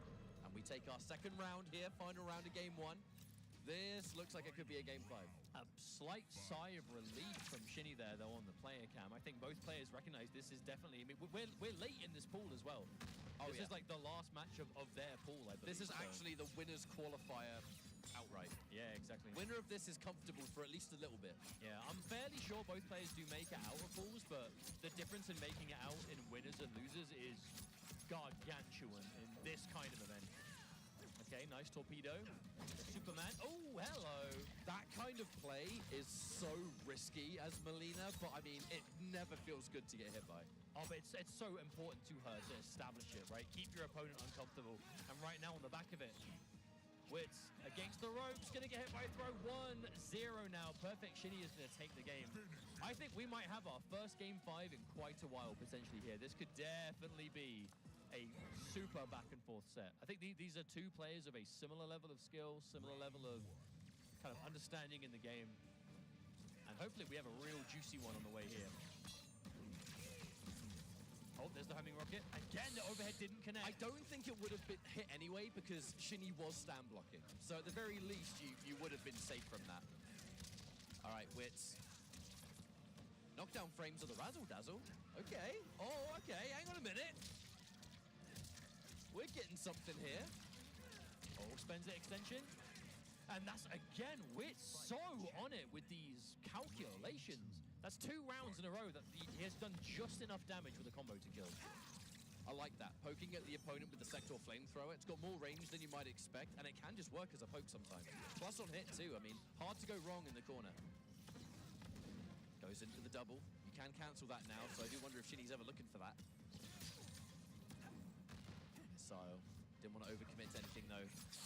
A little too low poke happy was Witch, and Shinny scouting it out with that pull roll. I love that option from Witz though, just to immediately go for the armored reversal. Just do not, if you're not like forced to sit there and take the mix up, don't. Just squirm out of that situation. Oh, that would have been a huge pickup. That would have been an easy pickup too. The opponent gets knocked airborne after the forward 4 string. You get nice juggle from the missile. Safe on block 2. Then, yeah, Raid and Sector, they got some synergy. I wonder if that was meant to be like a raw whip punish attempt perhaps, but... Or maybe just got the wrong special move going from a crouching state to standing. There it is. That actually is going to really hurt. Yeah, the damage from this is no joke. Oh no! No, who cares? No, Never mind. Honestly, I wonder... I mean, that definitely could have just been a drop from Witz, but considering how ready he was to meaty from it, I wonder if that actually was intentional. I wonder if that combo wouldn't have killed. Whatever it was, take the meaty. Look, whatever it was, it resulted in a game. We take it. Well, it was the first time we saw the double rocket connect into the overhead. We haven't really had a chance to talk about it yet, but that is one of the scariest things about this team, Raiden Sector, is versatility with double missile. Because you can do double missile into low, into overhead, into throw. Well. Yeah. We got a lone forward 4 and still turned it into something. But that's the thing, you can. If you go homing rocket into teleport, they're kind of in a bad spot, because even though they can technically press buttons, if they hit you and the button's active, the rocket's going to catch it, and then you can kill anyway. All right, from one mix to another, though, perfect Shinny, turning the tide, corner positioning, and that low hat is so scary to deal with here. I actually wonder if we saw an EX down 2 then, maybe it could have killed. Oh, the teleport pick! Well, hang on a minute! Okay. Rare footage of seeing teleport combos used in general, but no break either. You know, viewers at home, you would be forgiven for forgetting that EX teleport even exists. Wait, that killed! That was so optimal. 470! Did Lau get killed? Did Lau get hit? Is that why we didn't see the break? Or I wonder if Shinny just didn't think it would kill, maybe. Oh, we're still in time. Their Wits really turning this around. The mix-up, plus a block sweep. 2 overheads into a delayed low. I always eat that, man. Every time. Oh, okay. The buff is available. Oh, never mind. I feel like you can really make some plays with that amulet, but you have to have like such good timing on when it's going to go off. It kind of exists mostly for setups, I think, you know? Oh, hello. Witz is getting cheeky here. Staying quite unpredictable with the Raiden. I mean, it's an element you probably need. Someone overcommit. Minus frame to the hat. That's going to give more pressure. Oh, got opened up. Again, went for the teleport. Oh, instant, yeah. I guess the only thing that would be is if you just happen to let go of the fireball as Melina rolls, but... Oh, that's no standing 3 into that is plus. Okay, here's the buff. Good blocks. Tries to press. Never mind. Counter hit. Oh, there it is. That install was cheeky. 1 round apiece. It's a very important round here because it's a matter of are you going to be up by 1 or down? All right, that's in a scale, but we're still going to take it. Corner carry. Corner carry's the real objective here. Oh, never mind. Actually went for a teleport ender. But I mean, we're nowhere near the corner, right? So I guess in that case, it's like, you know what, just take what you can get. Take the plus frames in that case. I love how Shinny went for the install there, though. It's so rare that we see Melina players even try it. And that instance was used to perfection. All right, Wits. A minor life lead at the moment, but with nowhere near breaker territory, is going to have to be careful here. Plus, I think that might have been jump roll. Jump instant whip button. Oh, the chase down! The instant roll, though, Shinny, not letting him get away with it, but the wake-up button's okay. We are getting pretty volatile on wake-up now as we get to the end of game number 3 here. But we are neck and neck. All right, hang on. Back to the mid-screen. Are we going to go into established? No. Back to neutral. Trying to bait out a button. There's the telly. A turn stealing down 1. Overhead double missile. That might be enough. Double missile. No meter to confirm. No meter to confirm. Big risk was taken on the side of Perfect Shinny, though. Not blocking on wake up and just eating the mid as it was. However, a pivotal round. There are some fans in the crowd, by the way. You probably can't hear them on our microphones, but they are getting behind. Yeah, we've definitely got some supporters for Wits here. Oh, there's a catch. I mean, let's just reiterate, this is to make it out of your pools in winner's side, entering that top 24. What an answer! What a so good. matchup! Piece of knowledge we just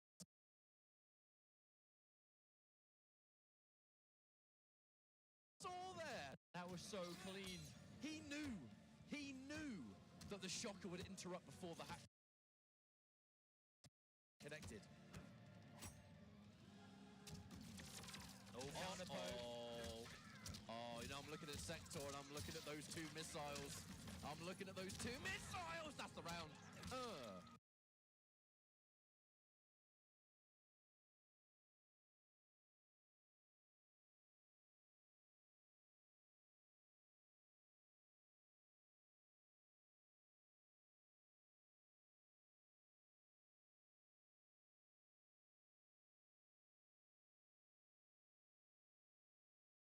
Round. The triple. We don't even need to spend meter, mate. We don't even need to spend meter. That was so clean. The crowd, they're chanting one more. Wits one round away from sending Shinny to losers. Oh, what an answer, though.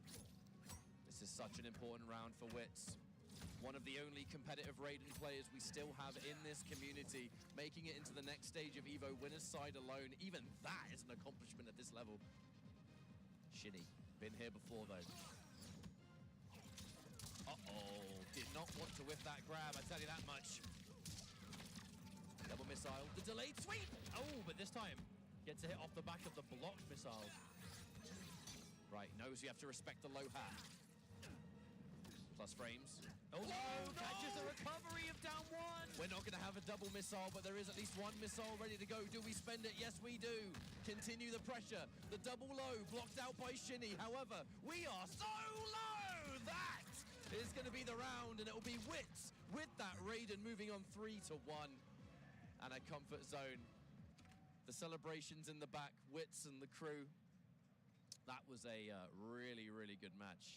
And the level that, right, you know, we're starting to evolve here.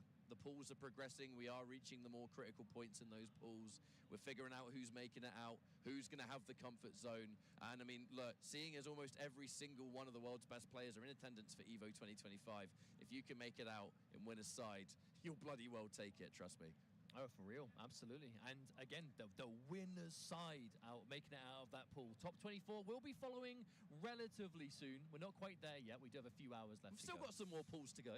We do, but all in all, that is a fantastic statement to make for Wits. You know, and again, I like to see him do it because he is, as you said, one of the few Raidens still left in general. So to get him that far already, really happy for him. And this is a hard pool. There's a pool with like rewinds, obviously Wits, Shinny. Yeah, definitely not an easy pool either. So GG's. Taking the stage though, as you have already noticed, we have Conqueror from Latin America, who, I'll be honest, has seemingly come so close yet so far at so many large-scale like Latin America tournaments this year, where Conqueror is still, in my opinion, one of the best players in Brazil, like, period. But when it comes to like the biggest wins, we're like first place, because, you know, shout outs to WB Latam, who have been doing a lot of competitive support for that part of the world.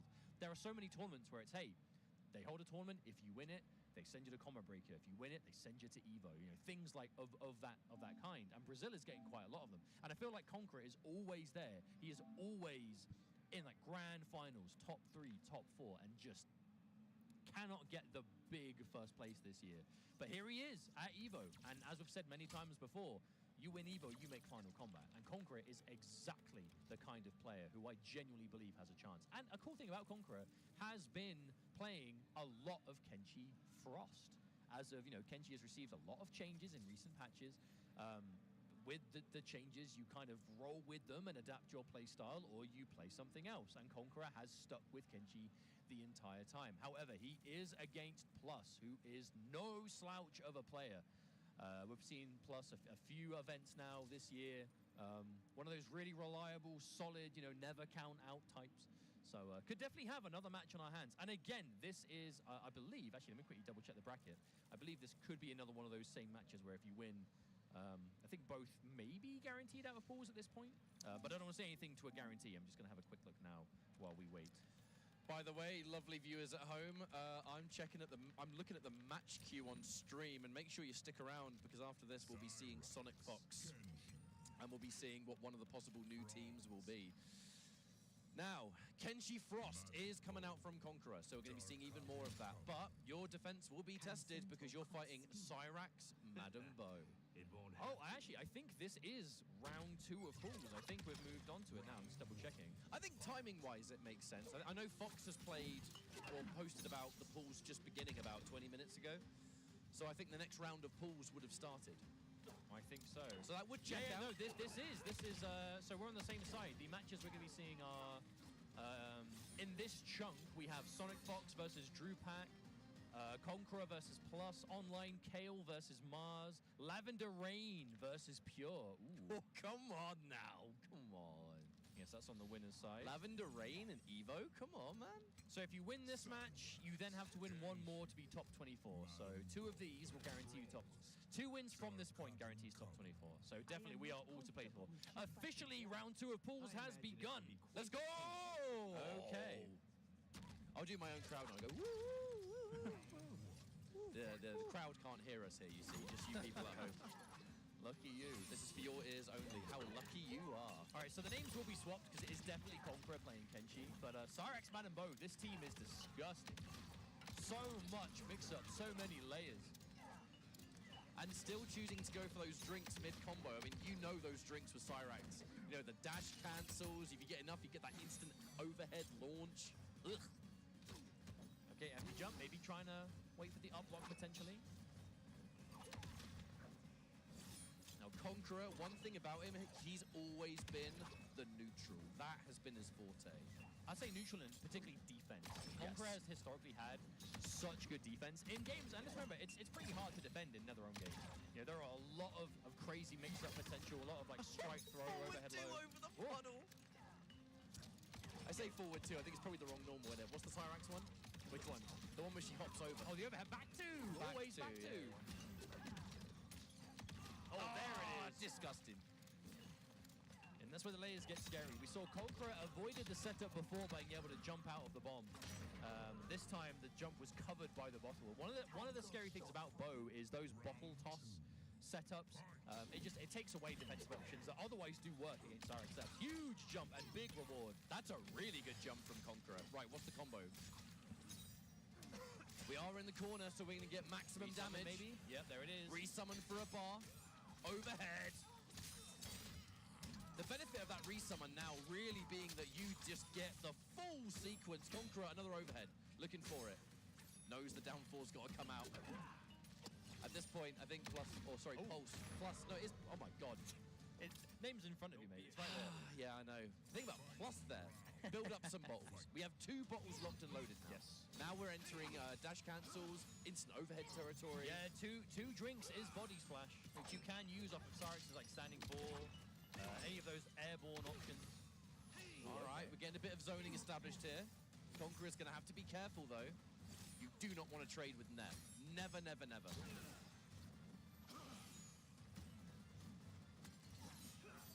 Oh, really trying to threaten max range. We're punished. Yep, instant break. I told you, Conqueror, he's all about the neutral. That's his forte. Okay, cool. Oh, actually go for the punish on both.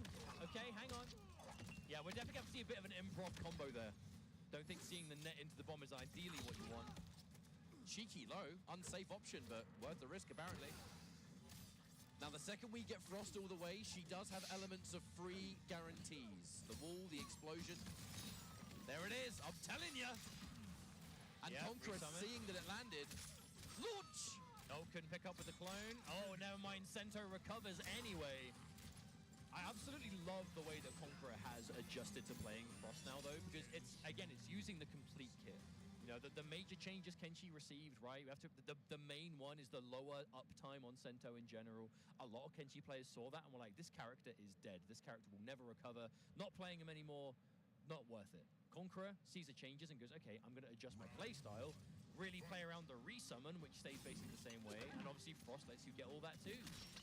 I think Conqueror deserves a lot of respect for sticking with this character despite the many nerfs Kenshi has received from launch to now, and is still making it work at a high level. Big whiff punish though. Big whiff, and Plus is ready to make the most of the situation. And this is going to be setup time. Nice catch. Yep. Here comes Drink again. Another level. That's now one instant, so the dash cancels there. All right, take the meter. Just goes in for the raw grab, and that looks like a Cyrax round to me, Mustard. That should be everything. Oh, it's scaling quite a lot. No, okay, going for resources instead. I feel like from that, Plus could have done a combo that killed, but this way, go for resources instead. You know, you've got a lot of life to work with. Oh, huge catch! Okay, this is definitely a change of pace. Oh, no, a drop! Never mind. Narrowly just close enough to the bomb to still get the launch. All right, it's party time. No doubt. Oh, not going for the end. Oh, there's the body splash. That was a good block on that body splash, I gotta say, from Conqueror. Most people do just eat that. Yeah, can't commit to that jump kick, though. Oh, there's Bo, okay. I couldn't overcommit to the forward two either. That bomb is just shutting down the effective range of why Kenshi wants to do something. Look at the state of the floor, man. Oh my goodness. Oh, huge. Wait, hang on a minute. Hang on a minute. We've got plenty of time left on the clock. We don't have enough meter for a resummon, though. That's the problem.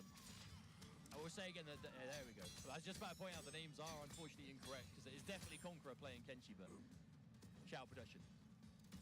Not fixed before I can even say it. Whiff punish! No, it didn't work! That actually didn't work. I am so shocked. Oh god, and now throwing everything! You may as well grab the kitchen sink at this point because there's nothing else left, man. Conqueror knows that time is not on his side. The trade! We found it! We found it!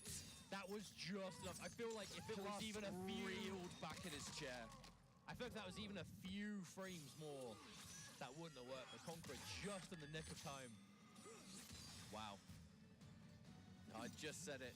I saw we've got the player cams here, right? Plus leaning all the way back in the chair when that happened. That was the one thing you didn't want to happen, man. Oh no, couldn't pick up from it. There's the summon. That is something that Frost will give Kenshi. We don't have the sandwich, an unfortunate bit of a switch around there, Mustard. No, it wasn't quite enough. Oh, whiff punish again, but no meter. Oh, wow, okay, yeah, Conqueror went for the stance-changing reversal, but it got interrupted with a break. Oh, whiff punish again. Has the bar, just the one. Oh, okay. Yeah, there's the transition. That's what Conqueror's been looking for. This team. Now, I'd always known that Kenshi and Frost was a legitimate team. You just don't really get to see it all that much. It's one thing just like sitting there in the lab and looking at what's possible on paper and then seeing people use it in actual like high-level tournament matches. And Conqueror has always been, you know, the proof is in his gameplay. Forever. Oh, yeah, from that. That's it. You're dead. All right, this is just going to be easy B&B for Conqueror. No breaker for you. Mind. Conqueror now. Looking really, really good. That is 2-0 Conqueror, right? I'm pretty sure it's 2-0 Conqueror. Am I dumb? Am I not paying attention? I think the names got swapped, but the scores perhaps didn't. I'm pretty sure it's 2-0 Conqueror. Oh, yeah. Because I think Plus was sort of just, after the first game, sort of sat there and hovered over character select for a second. All right, coach time. First time we've seen coach. Someone get the stopwatch. I'm timing you. Yeah, Conqueror, very impressive. Oh, mate, I'm loving it. I'm a big fan of the Frost cameo. No, I would honestly love to see a player like Conqueror be the one to win this tournament, because not only would that just be fantastic for him as a player, because he's never... Like, Conqueror is one of those players who has really, like, earned a spot as, like, one of the best... You know, considered one of the strongest players in the game overall, I would say. But he's yet to have that big, like, you know, world championship style win, which so few players in the community can boast. Well, I mean, before we saw this crazy rise of Brazil, which we've seen recently this year, I think really, you know, Killer Genov, Conqueror, they did so much work to put Brazil on the map for years, like 10 years at least. Now we're going back in. I think I might just be dumb. The score still says 1-1.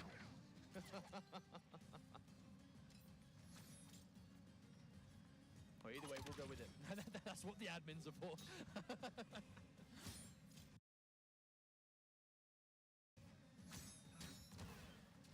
Oh, tried.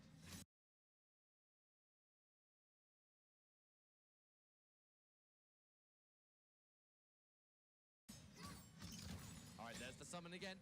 Oh, the patience, and there's the armor. I feel like Conqueror spent so long waiting for that. Armoring means like such a great deal versus Kenshi.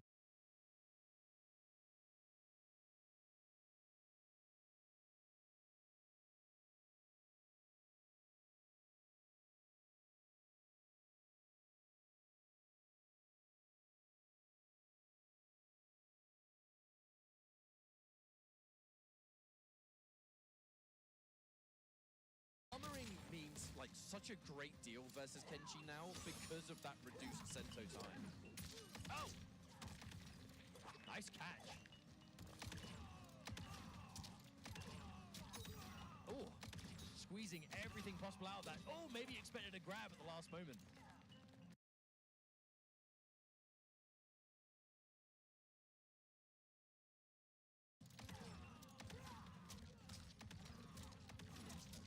Yeah, We're gonna spend those meters. Spend ours to take yours. Put you in a rather rotten situation for that the was next a round. fantastic round for Plus. There have been a few rounds now where Plus has had like a real good like sequence of setups, but hasn't quite been able to like clutch the round on it. That's what you want to see. Finish the plate, finish the job, get the round. Going in for that uppercut on block's really cheeky because it forces the sandwich because the wall counts as the corner. Yeah, that's true. Nasty. There's a lot of synergy with this team. It really is impressive. Really great defense there though from Plus. Oh yeah, phenomenal. Blocking the whole sequence, you haven't got a chance to resummon. And now Conqueror, no projectiles at hand. That's what I was saying before we even went into this match. Plus is no slouch. Yeah, we talk at length of Conqueror and his achievements, but Plus is definitely the kind of player you do not want to count out with, especially in this kind of match. Right, mix-up time, baby! What's it gonna be? Don't quite have meter for the air version. Keep it standard. Oh, there it is. Right, breaker from Conqueror. Probably, Greedy. I mean, it's not gonna kill you, but my lord, is it gonna be difficult now? We're probably seeing, EX net end. This setup will kill if successful. Even if Conqueror finds a way Yeah. out? No, he doesn't. That was a Cyrax game and a half. Well, that's what's going to happen. Plus, keeping it clean, keeping it simple. That's the Madden Bow setup.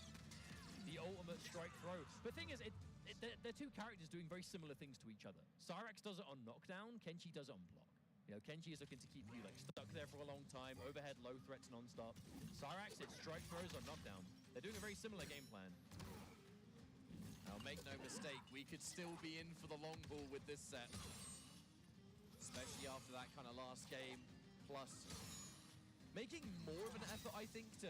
Oh, hello. I mean, it bypassed the puddle wheeler, like. Must say, that's an interaction I haven't really seen before. Not many people use Frost these days, if ever. Yeah, a slight reel in the chair there from Conqueror getting hit by that net. I think he knows that was an unfortunate mistake to make. Okay, there's a triple bomb. Ooh, Conqueror having a hard time with these different layers of setup from Plus. Whatever options he chose to escape in those first couple of games. Oh my goodness, turned into a reset. It seems like those options, like the waiting for the first bomb, the jump back and everything else, whatever setups that Plus is now doing seems to be mitigating a lot of those. He's now going for setups that are essentially beating what Conqueror did to escape in the last two games. And now Conqueror not with a lot of time to readjust and find new escape options. That's the danger of Cyrax Madden Bow. Your evolution mid-set is almost endless. What the main issue Conqueror is having right now is just having such a hard time with just the raw Madden Bow slides, getting clipped by one too many of these nets. And obviously the penalty for doing so is you're in setup town. Yeah, there's the strike. You red crab. Unfortunately, I didn't grab, I did something else. This might be enough. This actually is enough to kill. Can you avoid it? No, there's the last breath. And almost immediately, Game 5. We went from a 2-0 lead from Conqueror all the way to Game 5 in instant time. I am not surprised. The second he didn't hesitate to go character select, in my head, I'm like, he's going sub. So Sub-Zero cameo is an interesting answer to Cyrax because the ice armor, which nullifies projectiles, is an ambush. So you can technically do it like on wake up. You can do it if there's a gap. And obviously it will immune the Madame Bow bottles as well. So not only do you keep all of the usual Sub-Zero utility that we know Kenshi Sub has had, you then get that like anti-projectile, like there. How many times have we seen Conqueror get a hit on plus, but he's had to back out of the hit because there's a bomb under him and he can't afford to get hit by it? When you've got the armor on, no longer a problem. Yeah. Short answer, ice armor, like nullifies a lot of this stuff. Yep. Especially the setups. Because we actually saw elements of that in other matches, right? We saw Kale versus Fox in the T1000 versus Cyrax matchup, with Movado Mine, where Wake Up Movado Mine, because it's an ambush, is actually a really good option at getting out the setups. And Ice Armor, whilst not as effective as that, is still a good option for, like, depending on the timing, you can just avoid the bombs entirely. Conqueror. He saw some frustration in his face there, just getting clipped by that string. That is not what he wanted to happen at all. And now mixed up time. Not quite. Defensive ice armor. Oh, still confirmed. clipped again, though. We are going to be able to break, but we're putting it on. We're banking on it. Oh, dash up grab. And that's going to be the round. Plus now, completely on the verge of a reverse 3-0 here against Conqueror. Match point is now in the lead. But can he finish it? It was a tall mountain to climb, but he's found it. Not quite at the peak yet, but reactionary there to punish it on reaction. Plus frames. Plus is plus. Hey! It's not every day you see Cyrax players actually use that button these days. Oh, another one! It has just constantly boiled down to strike or throw, and Conqueror has just been, frankly, guessing wrong here. Plus just seems to be looking into a crystal ball. He knows what to go for. There it is again! This could be all she wrote for Conqueror's winner's bracket run. Maybe. Defensive, Sub-Zero. Okay, Interrupt. there's the interruption. Never say never. Has got to make this count, though. There's no meter left. Next ins, Fatal Blow can potentially kill. Baits out. No, can't punish because the bottle. The Madame Bow, the threat of it was too great. Oh, but look at the Conqueror. Does that work? It reaches! Yes! Conqueror staying alive. Was just about to say, so starved of resources. No meter, no cameo bar. But I'll tell you what was ready. Fatal Blow and Conqueror with the instant reaction. Now, no super meter is there, sure, but Sub-Zero is back. However, match point both players. This is a Game 5 final round situation. Thing is, if you have the choice of going into the round with no resources or losing that Quick round... punish, no! Didn't get it. Take the plus frames. Better than nothing. Cyrax is losing the bar. No! Oh! Okay, no, Conqueror looking very frustrated. Getting hit by a wayward Madame Bow slide is not how you're going to want this to go down on Game 5, final round. Tried to go for the wake up, didn't find it. That is unfortunate because Plus has all of the advantage right now. Oh, there it is. No, the armor. Yeah. Got hit first. The armor was turned off. This is bad. This is really bad. Conqueror has to make miracles happen. He can't break. He has one more chance. Okay, no, this is one of the situations. It is not impossible, but oh my goodness, is this going to be difficult. EX net gets rid of Sento, and there is the armor. Plus, popping off the reverse 3-0 is secured. Conqueror very much not going to be happy with that, but no. Hey, that's the way it happens sometimes, man. Plus, managed to get stuff started and a full reverse 3-0. And you know, the craziest thing about that final round, it all started off again, just the raw Madame Bow slide. And that was Conqueror's Achilles heel. It was hitting in the entire set. He was, I mean, there is no other way for it. He was just getting hit by it. And the problem with that against Cyrax is getting hit means setup, meter drain. and the many I think dangers that come with it. every time he ate it though, he didn't hit it like immediately. It was like on the cusp, the very end of its active Yeah. frames. He must have been, for his reactions. Again, you know, we've got the player cams. We get to see the players' reactions. Every time he got hit by it, it was like almost like it made him jump. You know, like just was not expecting it. He must have been so convinced he was at a safe distance. And then on the final frame, boom, you've eaten it. And by that, all she wrote. It's the beginning of the end. Crazy set and the closest one we've had on stream of the day. Oh, but absolutely. that does mean Plus will be moving on and keeping that comfort level of winners bracket. Our next matchup, as our players are sitting down now and getting ready, probably heard of one of them before. It's the not so young these days Sonic Fox. But to interrupt, before we do that, we're going to go to a quick ad break. Oh, yeah. So after this ad, sorry, I didn't want to cut you off in your stride. It wasn't there first, but I think that set just took too long. But anyway, we're going to go for a few-minute break. We'll be back in a minute, and then we'll see you with the Sonic Fox match after the break. See you in a minute. That sizzle, that's the soundtrack of Chipotle. Literally melt in your mouth tender. Let's see our chicken glistening, our fajita sizzling. It's magic happening. And this is gonna be in your bowl. This is it.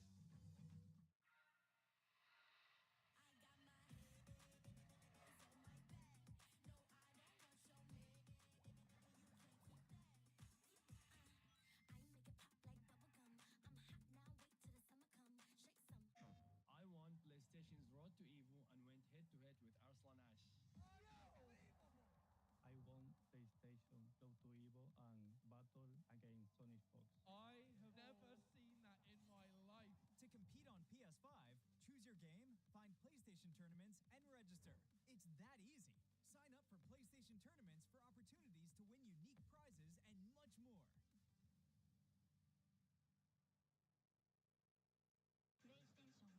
Whether it's sunglasses outside, blue light glasses inside, or night driving lenses in the dark, Zenni has affordable eyewear for everyone.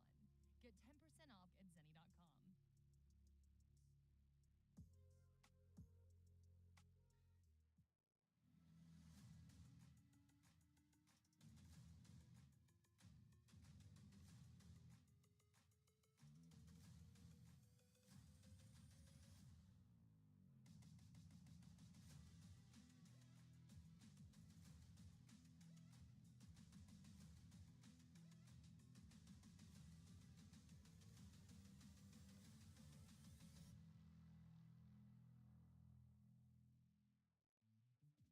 Tenno is back with brand new officially licensed designs by the FGC for the FGC.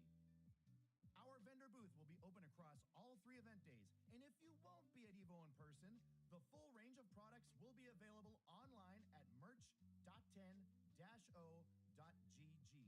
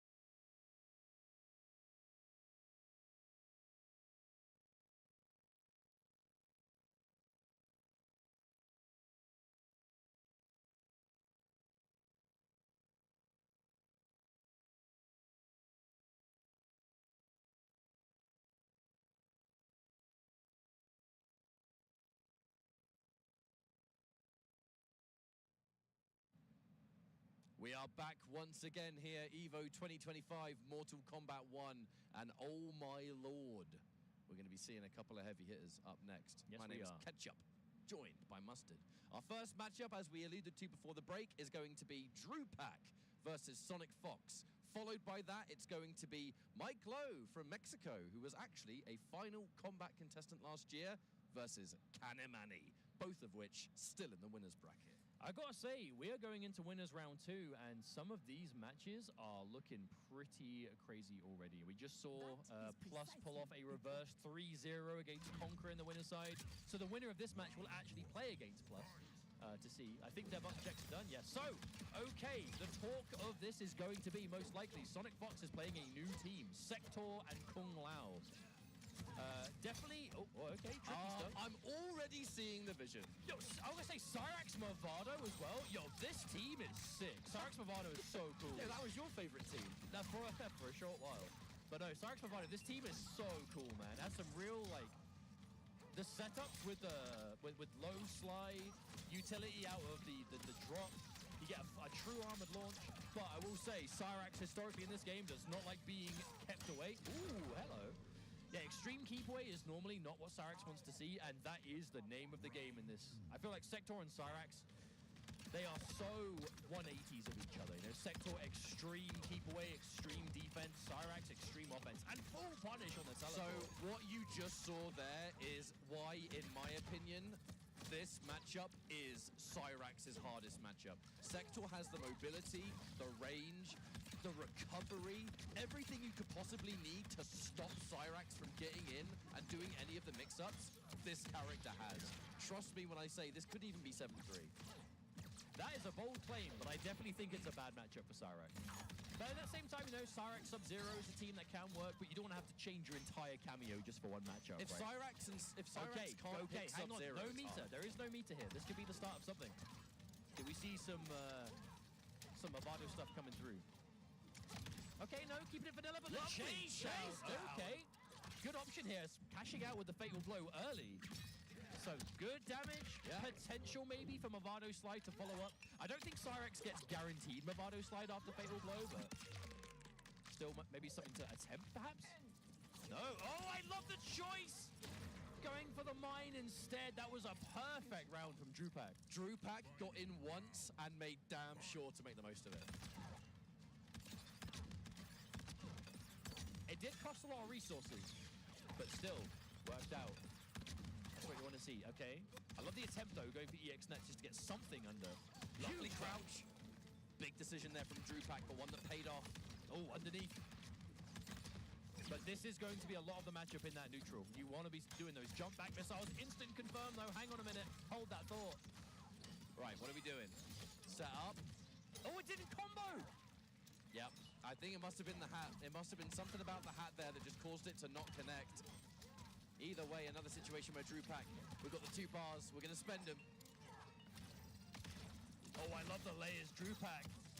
Oh, still landed on the mine! So active. I think Fox was really betting on that mine disappearing by the time she landed. I will say that teleport has definitely been the pain for Sonic Fox so far in this match. Oh, tries to jump off the wall as well, but can't do it. Oh, I love the adaptation from Drupak there, the adjustments to try and do different things to get in. Trying the wall jump, going for a lot of Movado mine, EX teleport there, just anything to just not just sit there dealing with missiles. But a very close game number 1 that absolutely could have got the way of Drupak. I gotta say, shout out to Drupak for thoroughly making the most of those chances to get in. I love the choice of the armor too, because it's so vertical. It can catch Sector on the way up. Going for projectiles. All right, corner time. What are we seeing? We already know the low into low hat does combo. Side switch. Tried to go for this. That is a very tight side switch. The dash into standing 4. Interesting though, we're basically only seeing the mine from Drupak. We're basically only seeing the mine of any of the cameos. There it is again. That's saving the entire bar for it, but there's a catch. Okay, adjustment. Sonic Fox has the corner, but when you have a character like Sector, it's not you've got the corner, it's you've got that whole screen behind you. Sector can, in theory, put you in the corner, sure, but if I'm keeping you out, mate, I want all that real estate. That's what I want. only actually this entire match too has seen the low hat. That's the only cameo option we've seen from Fox at the moment. Well, I on feel like paper, this you would matchup- assume there would be similarities with the Motaro you normally see with Sector because of teleport, right? But it looks like low hat more than anything else. And another catch every time. You cannot teleport Sector. The standing one is far too you far. dead? Oh, you're dead, by the way, yeah. No way. Oh, that would have been dead. Sector standing one is so quick, and all of the projectiles recover so fast. There is almost never a safe time. Unless there's a bomb underneath you, she cannot teleport you. She can't do it in this matchup. But the scary thing is it's that instant jump back rocket that we're seeing from Fox. And the instant one has the, oh, I love that adjustment for the dash it. Very nice. Get over the mine instead. But it's the instant version that has the lowest amount of recovery, and Fox has always been good with those quick instant air inputs in NetherRealm games in general. Reaction! Oh! What can you do? It just makes you feel like you've got no options. Some things never change. Sector teleport reaction, Cyrex projectiles is one of them. But as this match is progressing, this is the matchup we were describing at the start. Cyrax known, oh my goodness, always ready. Cyrax known for such one-sided set play heavy offense. But what do you do if you can't even get in? What do you do if you can't even get that first hit that leads to the snowball game plan? I'm telling you, man, I really do believe this is the worst matchup for Cyrax. There's a reason Fox immediately picked it. You know, Fox themselves can play Cyrax. They ain't playing the mirror, you know what I'm saying? Oh, there's armor. That was almost unsafe on hit as well. Oh, and again, the moment. Oh, that's EX projectile. This is, oh, You're two dead. of them. You're dead, You by might, the way. yeah, I think you're done. You're dead. Oh my If goodness. we're seeing two teleports, oh god! If you're seeing two teleports and two EX projectiles, if you've got half-life, that's gone. That's gone. Well, I like how we at least saw the loud teleport come through at least one time in the match to kind of see what's potentially there. Because you normally see Sector Motaro. Why is Sector Motaro the most common thing you see with Sector? Because Motaro teleport, far teleport, regular teleport for combos, making armor the most annoying, potential thing you've got there. Or at the very least, just keeping full screen at all times. But we didn't really have to see that. Because again, you're never going to be close enough to enforce armor, overhead low into flame burn or whatever. Because in that matchup, Sonic Fox is going to want to be full screen, just shooting projectiles, not letting Cyrax get that game started whatsoever, until obviously the very end. But moving swiftly on, we have our next match. We have the return of Kanimani of Rip's Arena fame. Shouts in the to online Rips, space. by the way. Hey, we love you, Rip. Much love. And Mike Lou from Mexico, who is a rather familiar face in the world of MK Pro competition. Made Final Combat last year. Actually,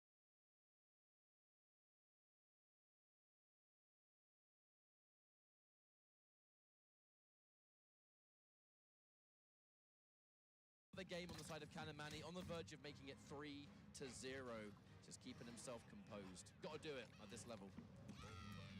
well, we're getting close to that top 24, and if you're top 24 winners, you are close to top 8 already. So in theory, Not for that these you, players, not that you really should think about that. but you, how can you not? I know. It's hard. Like, this is an underrated thing that people don't really talk about, right? But when you're a competitive player, hit my microphone there, lovely. When you're a competitive player and you're at that level, and it's like, dude, like, I'm like 2 games away from top 8. I'm 1 game away from top 8. The worst thing you can do is think about it. But if you're the kind of player who will think about it and then get in your own head, sure. But if you're the kind of player who will see that as motivation, that kind of urges you to keep going. Often a fine line, the two, I would say. Very player dependent. But the winner of this match will face off against Killer Shinnok of Blackery. Ooh, so naughty. Another catch. Good knockdown. Here we go. What's the mix? Oh, no, nothing. Delayed wake up down 1 from Mike Lowe. Was able to. Is it just me, or are we seeing a lot of aggressive armor today? The armor is Like, being a lot used of it. just to deny your turn. It's not being used to clear space. It's like, no, I'm still going to do offense, eat this armored attack, and deal with what I'm doing next. No, we saw it from Scorpion Procs, we're seeing it from Canny, we saw it from Rewind. A lot of players who are using these aggressive mix-up oriented characters were like, oh, you've guessed right on my mix-up, and now technically, it might be your turn. Armor. No, it ain't. All right, it's time to mix. Mike Lowe. This is looking good. This is looking like a good round. But really, this is the first time in the set that Mike Lowe has had an opportunity to be the one in control. But there's another hit. Okay, instant break. Things looking very winnable. Attempted up block, but Mike Lowe, he's still playing solid. Definitely back against the wall now. This match point deficit, but Like we said, he is an experienced competitive player in this game. Oh no! However, could be disastrous. I mean, he is sitting on break, so he can afford to do a few more of those if he needs to. Oh, trying a fuzzy maybe. Too far. No! Get hit by max range. Now it's looking rough. Anything into Fatal Blow will do it. And Mike Glow will no doubt be aware of that. And he... Oh! No! That's it! Just walked into the edge of it again. Kanemani. 3-0 over Mike Lou. Oh my goodness. And it all came down to the laser every time. The perfect spacing. Just the positioning. The positioning was off the charts. And now Kanemani moving on winner's side. We'll be seeing, no doubt, more of him. He fights the winner of Killer Shinnok and Blackery, according to the Either bracket. way, that's going to be good. Either way, that's going to be good. That was a pretty swift beginning to round 2 of pools, where we're already beginning to see a lot of... 3 hours already? I know, it's pretty crazy. Where's the time gone? But that does officially bring us to the halfway point of the MK1 action here at EVO 2025. This is it for us, but make no mistake, there's plenty more matches left to go today, where the commentators coming in will no doubt be able to keep things going. We're going to do a quick switcheroo and have some lunch. Indeed. We'll see you in a few minutes, everyone. Don't go anywhere, because MK at EVO 2025. Sorry, tongue-tied. We'll be back in a few minutes. See you in a bit. New Chipotle honey chicken brings a hint of pure honey and seared smoked peppers with fresh chicken hot off the grill. For Chipotle heat with a touch of sweet and a perfectly balanced sauce. Chipotle honey chicken takes heat and sweet to a whole new level.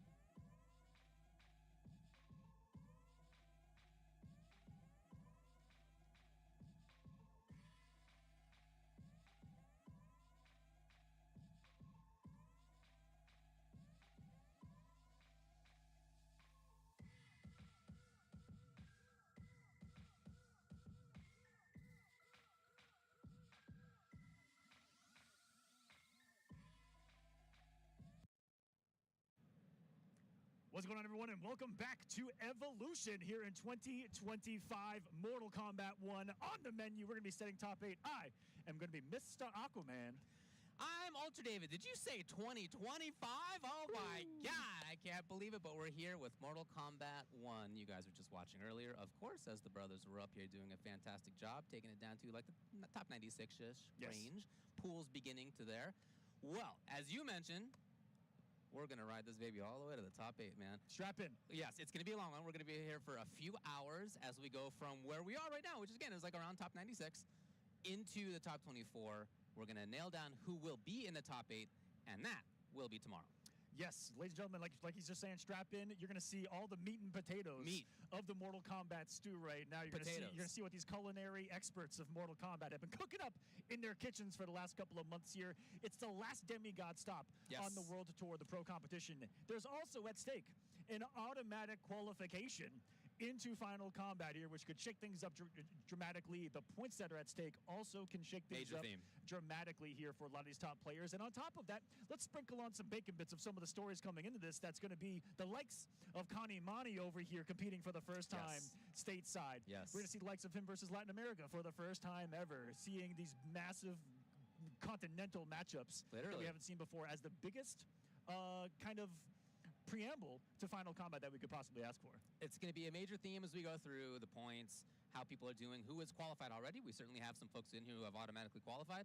We have folks who are pretty much fine when it comes to the points, but then we have a lot of people who are on the bubble, right on the precipice. Either just outside of it, or speak of the devil, right now. That's one right there, David. Teeing it up right now. Gurr, 9th in points overall coming into this thing. You need to be in the top 8 of points getters other than people who have already qualified. So what that means basically is that he is currently in the points where you need to be. Yes. But he can easily fall out of it unless he has an excellent weekend. Yeah, two things can occur as well. If someone above him wins Evo, their spot would be overtaken by the leaderboard, and he would be bumped up automatically. That's true, too. A lot of people here betting on other players, which is something that is very rare to see in a situation like this. But let's get into another. Round number 2 here of the pool's top 96 is going to be Striker, who won CEO in that very early tournament for Mortal Kombat 1 here. No slouch himself, now in the Ghostface and Scorpion, which has been a universal good pick against the Gearus, the Gurus that we know. Yeah, both these characters have such interesting combo routes where, as the opponent, you can't really get out of it in normal ways. I should say Gearus in this matchup needs to be in particular worried about doing rewind out of some of the combos that Ghostface can do. We'll see if that kind of stuff comes up. I'll get into it a little bit more there. But yeah, interesting matchup of two characters who would love to be up close pressuring. Snapping through. Get a big catch here. This is the all-she-wrote for round number 1. Yes, got the corner too. The meter build on the command grab ender.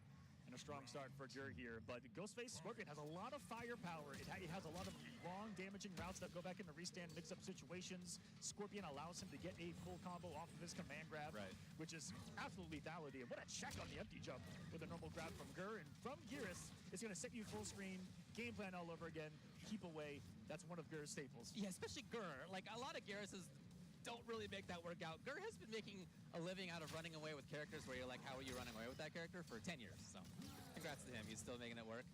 So he keeps a distance for himself. Pillar out of the forward 1 string. This is a young man that was zoning with Joker back in Injustice 1. Let me take you on a trip back to 2013. He loves those eclectic characters too. Adam back in Injustice 2. Has that Gears for a couple of times. Gets a sick reflection here to deny the pressure from Ghostface, and this has been all Gur in control. They get started, just needs a hit. Okay. That never happened. No, it's fine. And since that wasn't the buddy out there, he's fine. Oh, dang. Nice work. Completely in control. And how demoralizing is it to finally get your open up, you're a mix-up Vortex character, and he denies it by reversing time there. Gur has been traveling big time. 5th place at Blink Respawn, 4th place at CEO, 13th place at CB, 7th place at Brussels Challenge, Gamescom LATAM, 5th place, Texas Showdown, 4th place, Viennality, 9th place, MKPK Mexico, 7th place. I got it through in one breath. By far the most traveling-iest player that we have had on the tour this year, going to almost every single stop, and Striker breaking out the big guns. Yes, I've heard about the Conan.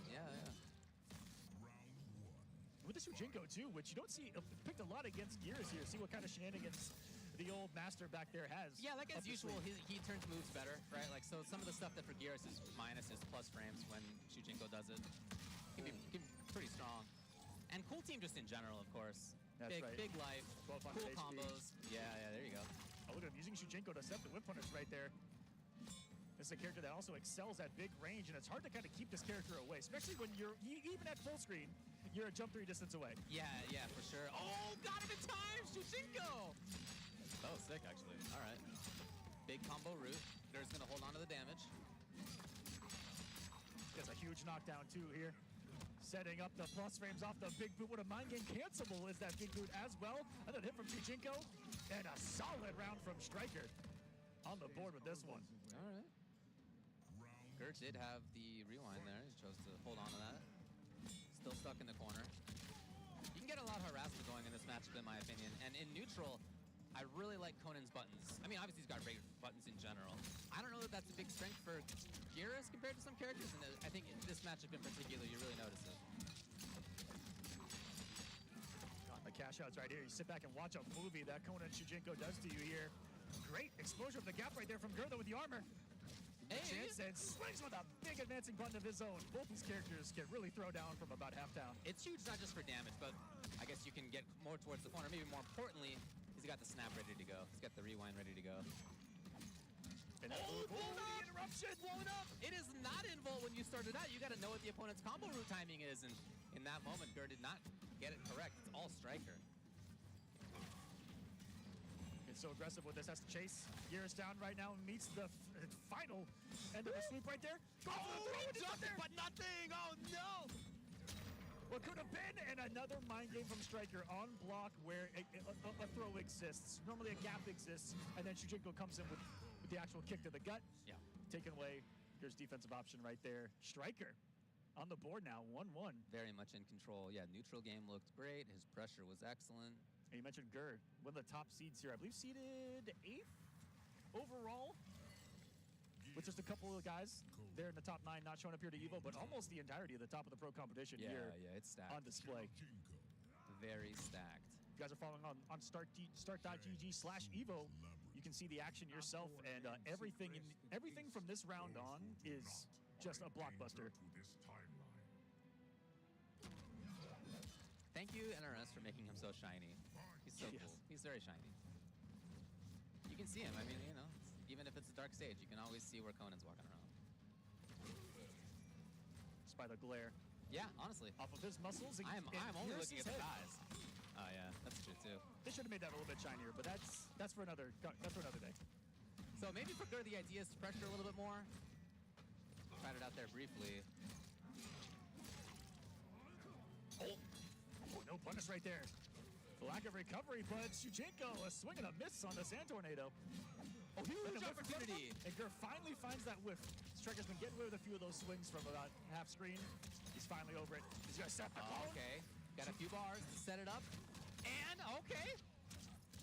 Oh, that was such a clean conversion off that final forward 4. No coming beyond that. And he did kind of a no-mix mix-up right there, which was low, low, low, low. Classic. Hey, stealing a turn here at Striker. And that's extra damage on the back throw, too. It adds up. 123. That's not the office, but you get caught walking wrong. No. You just walk against this character, and it can be a problem. A snap away with the fingers. Out of the corner, a little bit more damage. Ooh. Even against the 1200. Yeah, it did enough. A big round back. Resourceless now going into the round is Gertha. Yeah, and into the corner where he was definitely pressured big time in the first game. Left side of the screen, last game, he was stuck for quite a while. Okay, gets an hourglass up. Yeah. That's going to be really key to the Gears game plan. If you guys don't know, he loads up those hourglasses. You'll see the hourglass in the bottom left of the screen. If it's maxed out, he can do that reverse time with a bar. He has access to the snap, and the game and the character changes. He's dealing with some bullying pressure right now. And he's not pressing the buttons. Off of the burst that he gets from Gears right there, too. Assumably plus because he enhances all those moves. Oh, boy. Oh, yeah, Gert's giving a lot of respect Yeah, there. absolutely. Yeah, he's taking zero risk. Got an opportunity again. One of the great things about the Motaro cameo for this character is that you don't need to spend bar always to get up your clocks, and he does here. He's at 3, ready to go with the snap, with the rewind. is one of the only teams in the game, too, that can actually pressure with a Motaro shot and get combos on a hit and get really good, you know... Oh, pressure up! Look at his pose! Put the sword down!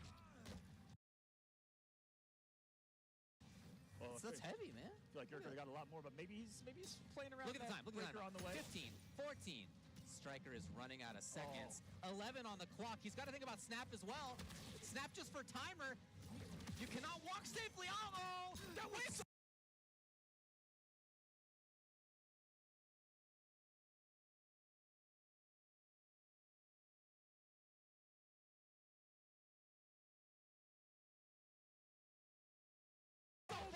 forces the break with 3 seconds. Snap him. Yep. Oh, baby. And he had to move. I mean, there was no... What was the mix-up even potential? Snap on block takes up some frames. You no longer have enough time. All you had was jump for 4-2, I guess, from Conan. But you snap out of the sky, right? Exactly. Yep, that's right. Shout-outs to Gravity Squeeze. Full screen. He's a man that's... In a situation like that, that's where he tends to thrive, is when it's all about the control of the clock and the control of the actual match itself. Definitely, he has been excelling at for years and years and years now, as Garrett. Yeah, Gears is such an interesting character in the sense that he doesn't really have a normal zoning game plan, but as you're walking around as the opponent, we've already seen it a couple of times, he could snap whenever he wants, right? And so even though you're not like being zoned, you're like, oh, I gotta like be a little bit cautious about my movement. And there's a lot of times where you'll see it too, where someone's blocking, and then snap happens and it hits, and you're like, oh, what happened? They decided to try to walk. Yeah, classic stuff. Already set up with the EX clock here is Gur. Striker trying to make his pressure happen again. We saw it previously. Gets a huge open up with that 4-2-2-3 there. Oh, chance? No, not quite. One of the armoriest characters in the game on the right side of the screen right there. Lion. Man's got access to it all. Try to set the whip punish with Shujinko again. We saw that earlier in game number 1. Some excellent whip punishes from both of these guys so far in this one. He said they got some, very similar ranges with the 4-2 of Gears and the 4-2 of Conan right there. Both heavy cash-out characters too, and he's denying this combo. A little bit of it though, still stuck in the corner. We've seen him there, and he's struggled sometimes, but he has been able to fight out twice as well. Ooh, doesn't recover here. Shujinko didn't see that. Keep it up! Let's go, out of the 1. That's a 7-framer right there. Considered one of the best buttons in the game. It's huge, just a standing range it's got. Whew. That's a good button. Amazing. So is that 4-2. The multiple hit stagger behind it. He's using well to just get a bit 4-2 on block right there. Get some distance again. Reset. Big chance. Oh, what a whiff of a sweep! You could hear him trying to break. No. Gur has been very cautious. Look at the time, by the way. 7. Is that life lead? Maybe. That's life lead for sure. No! He gets the life. I don't know. I don't know who's winning. Because of the percentage. Wow. He has a higher health percentage, meaning that even if he was he has a little more HP, percentage-wise, he actually did not. Thus, going to Gears in that one, and what a crazy way to put him on a match point. That's classic Gur.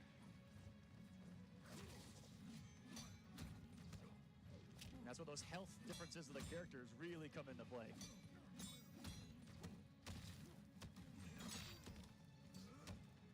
There's that Conan pressure. See the 4 throw though. I didn't realize that Shujinko took that sweep animation when he got to 4 throw. That's beautiful. Yeah, Shujinko gets some really cool stuff in this match. We've already seen lots of the plus frames pressure out of the down back 4 that he steers from Geras.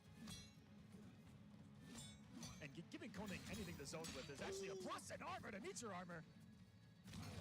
That's some Mortal Kombat right there, baby. Putting out the EX hour. Yeah, EX. Wow. Didn't get the sand mode out quite in time. Ooh, reversal punish as well. Oh, and huge baby. Try walking forward again. We get most of the way towards the corner. Yeah, here he is. Even chip is a big issue. Still there. I mean, Gur could do it if he finds the right thing right now. No, he's not gonna. Met with the running armor that Conan happens to be blessed with in this game. Cancelable as well. And we see a little bit early on a couple of cancel combos that the character's capable of. Striker got a couple off of just a 4-2 right there, and he can actually have some really cool, flash parry setups. And speaking of a setup. All right, Titanomakia, set it up. Still harassing plus frames again. Big minus frames, but you never know if he's going to steal the turn afterward. Oh, okay, well, third did make him pay a little bit. What a distance to check with that one tower shot. Oh, baby, that's going to be a full combo. Never mind. Yeah? He's so mean. Oh, the quads. Glistening, all I can see. I can see the pegs too. There they are. Oh, let's take Sand mode. Yep, you get to take one mix-up without really being too risky. Yeah. If you get hit, you go back to where you started the sand mode, which is where the risk happens. You can definitely get punished, but yeah, as you see. Again, Striker on the slow approach. He does block. Okay. You know, to cover with a snap, and here's the infamous keep away. He's got the teleport, so start again.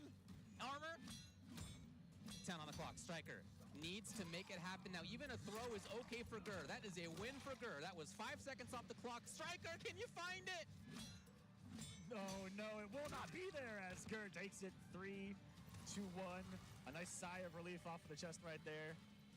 A GG's to Striker, who will only fall to losers in this one. I think we're still on the winner's side here.